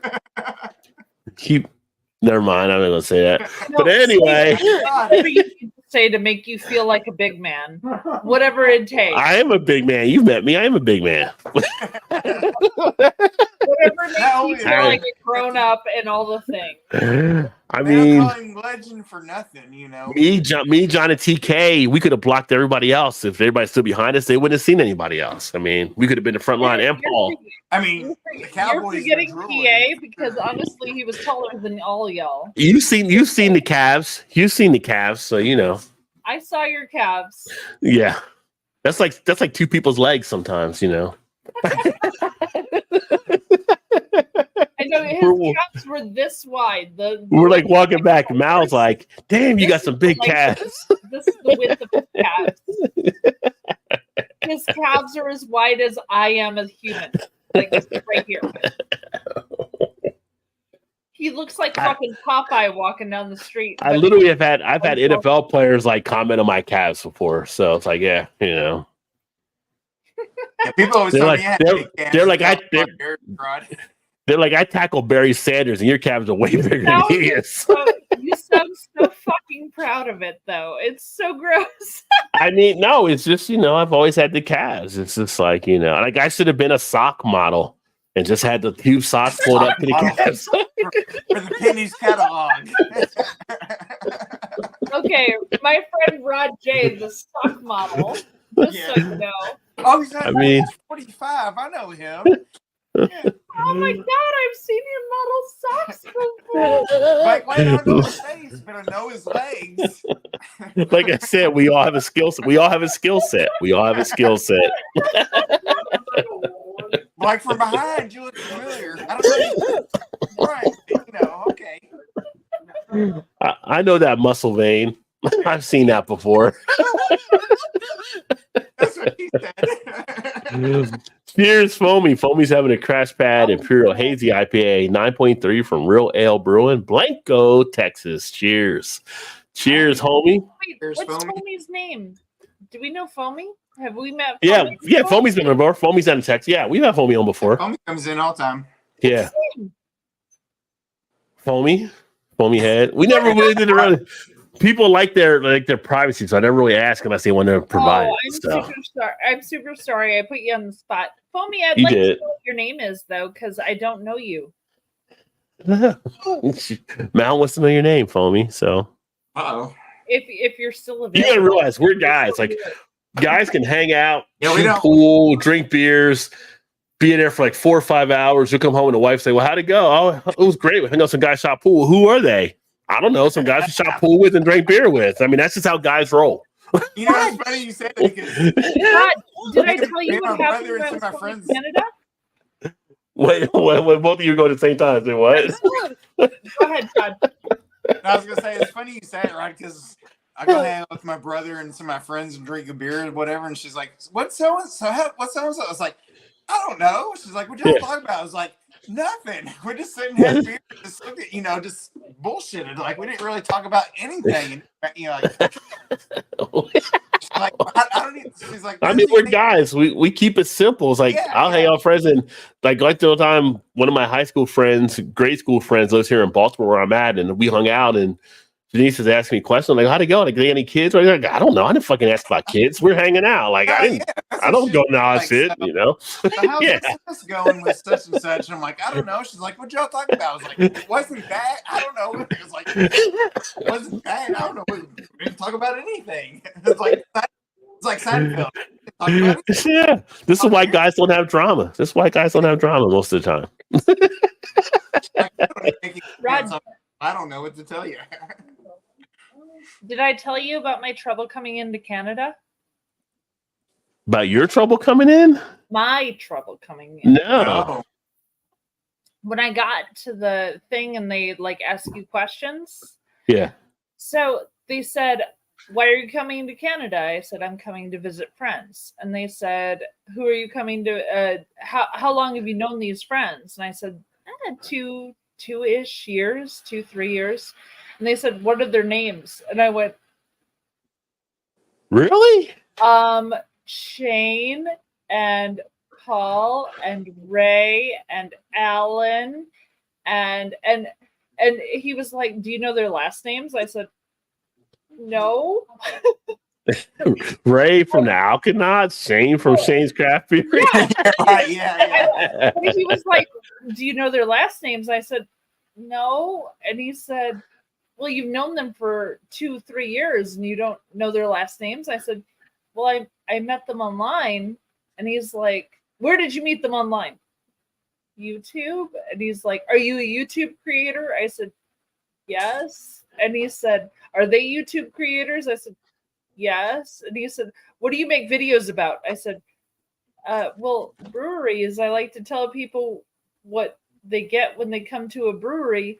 I'm a GM at a brewery, and that's what I do." And he's like, "Oh, so this isn't your main profession?" I said, "No, I'm a GM at a brewery." And he was like, "Okay, fine." And he just handed me a passport and let me through. But it was really scary for a second because they kind of do it to us too. I didn't get anything like that. Honestly, I was thinking he was thinking I was like trafficking myself. Like I was a human trafficker for myself. All the names I said that I was meeting were men. Yeah. I thought he thought I was trafficking myself, like human trafficking. But yeah, it was so weird. Like he was very intense, and all of a sudden he's like, "Okay, here's your passport. See you. Have a good time." I'm like, "Thanks." I think they just want to be nosy most of the time. I don't even think they care. Yeah. It freaked me out a little, though. He was very intense with the questions. Your discussion was different than mine. Mine was just pretty much about a surprise that I didn't have any guns, because my person, she thought like everybody in America had guns. And you're from where? No. You obviously must have guns. That's a thing. I think she thought every American had guns. Like just like asking about like what like no, like any. What about at home? Like no, not like you don't have guns at home. Like no, we don't have guns. Like I said from Maryland, and they're like. And she was like, "Well, Maryland's. I mean, is it like Texas? Because Texas there was a gun. Like, no, we're not. We are definitely not like Texas. Yeah, Texas is totally. I told her like, no, we are not Texas. We are totally different. Like, yeah. She's like, oh, okay. She was like, she was surprised by like, no, not everybody has guns in every state. So, yeah. No, nobody asked me about weapons the whole time. Actually, when I was coming back into Buffalo, New York. Yeah, you're gonna love this. So I as a super planner and ridiculous person, I had already written down my list of everything I was bringing back into the country that was Canadian. And I got to the thing and I didn't have my list with me because it was in the back. So I was like, oh shit. Okay. So he said, what do you want to declare? And I said, I have 4 mini bags of all dressed potato chips. I have 4 mini bags of all the ketchup potato chips. I have 1 little jar of 6 ounces of the maple butter. I have 1 8-ounce jar of the maple syrup. I said I have a 4-pack from this place and this place and this place. I was naming off the breweries, and he was like, "Just go. You're fine. You're fine." Yeah, it's like, well, that's more than he was like. I just told him like, nope, I ain't got time for this. Just go. He was trying to get rid of me because I was actually listing all the things. I mean, probably smart, really. That's a trick I learned in college. This is actually what I have in the car. I'm literally telling you exactly what you asked for. Really it's like, no, you're fine. Just go. Get out of the way. I mean, I kind of learned that trick in college when they used to give us the essay exams. And they give you the blue book. If you write enough in the blue book, they're just like, he's got to know the shit. Just pass it. Give him a B or A or whatever it may be. Like, I could be writing about all kinds of shit in there, but they're not going to read the whole thing. Like, they got like 50 students. They're not reading the whole thing. You fill out the book and you ask for another one. No, I'm done. You're good. You're good. Pass. Yeah, no, coming back, I saw the dog. Like, they were walking around with the dogs and stuff. They did pull over a couple cars, but I'm like, I had nothing to declare. Nope, nothing to declare. I mean, I'm good. So I just, if the dog didn't find anything, good luck, because you're not going to find anything. So I'm one of those people who cannot lie. I'm incapable of lying, honestly. Yeah. It's so obvious when I lie. So for them, I was like, oh no, I'm going to be super honest. And he did not want to hear me being honest. He was like, no, just go. Stop talking. Leave. Please leave. I was like, oh shit. Okay. Well, I would say I'm not a person I would say will lie. I'm just from New Jersey. You got to ask me the right question. If you don't ask me the right question, I'm not going to give you the right answer. Like, I'm not really lying, just a little stretch. I'm like, you didn't ask me the right question. That's all.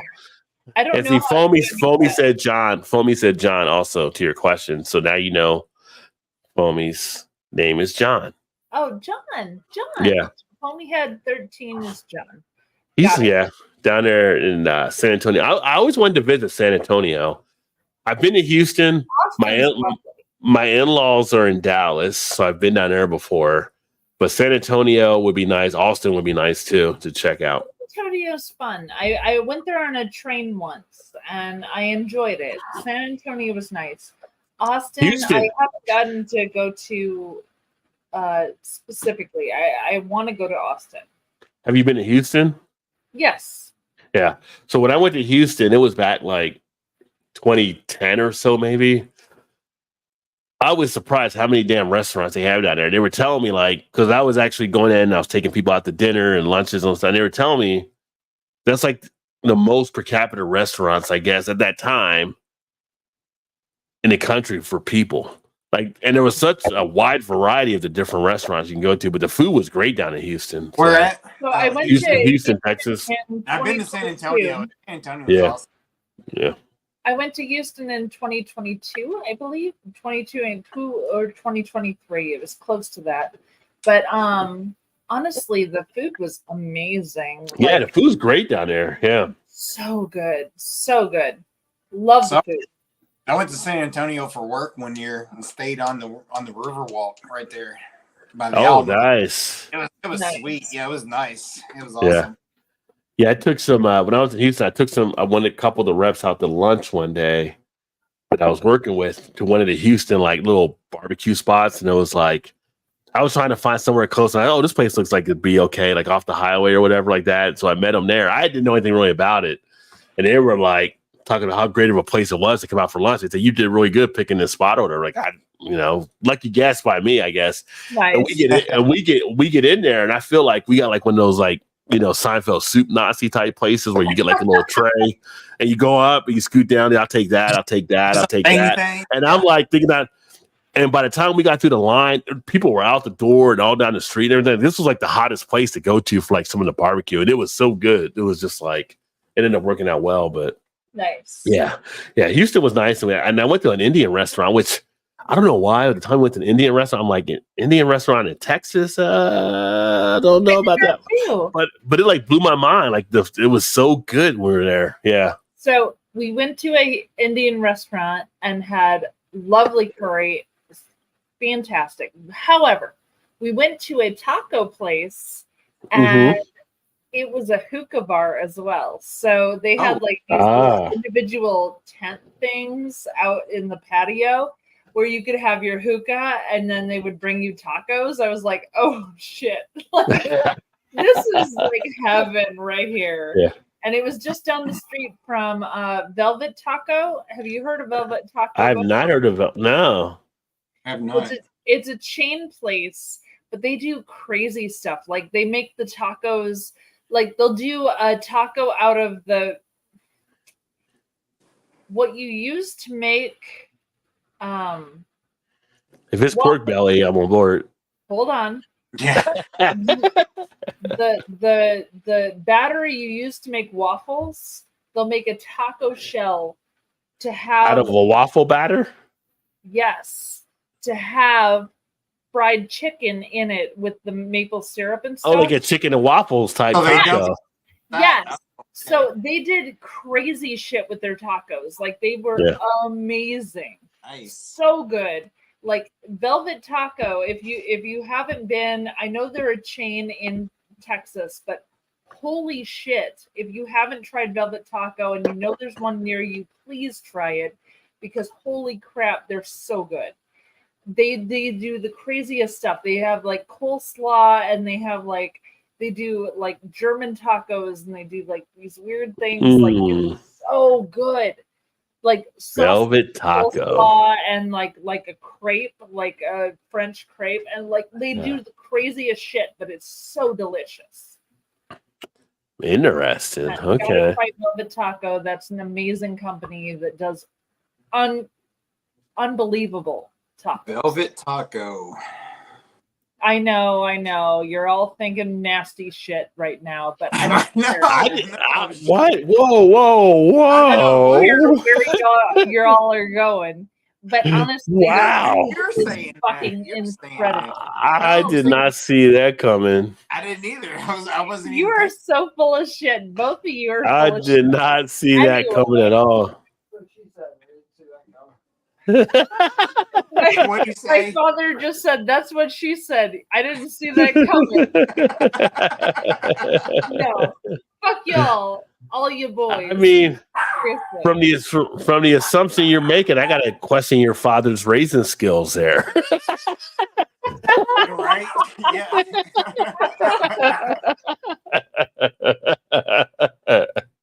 Oh man, But seriously, no, it's a great company. that sounds like a good place to check out. 100% worth it. No, Yeah. that's why I said it again. I wasn't even thinking that when I said that. I was just trying to think of okay. Todd, you're always thinking that. Don't give me that. Wow, Todd. Yeah, stop thinking that, Todd. I know Todd and I know Shannon. No, you're always thinking that. You've been talking to her too. This is what happened when they get together. Yeah. I know, right? we get to know each other. Yeah. Right.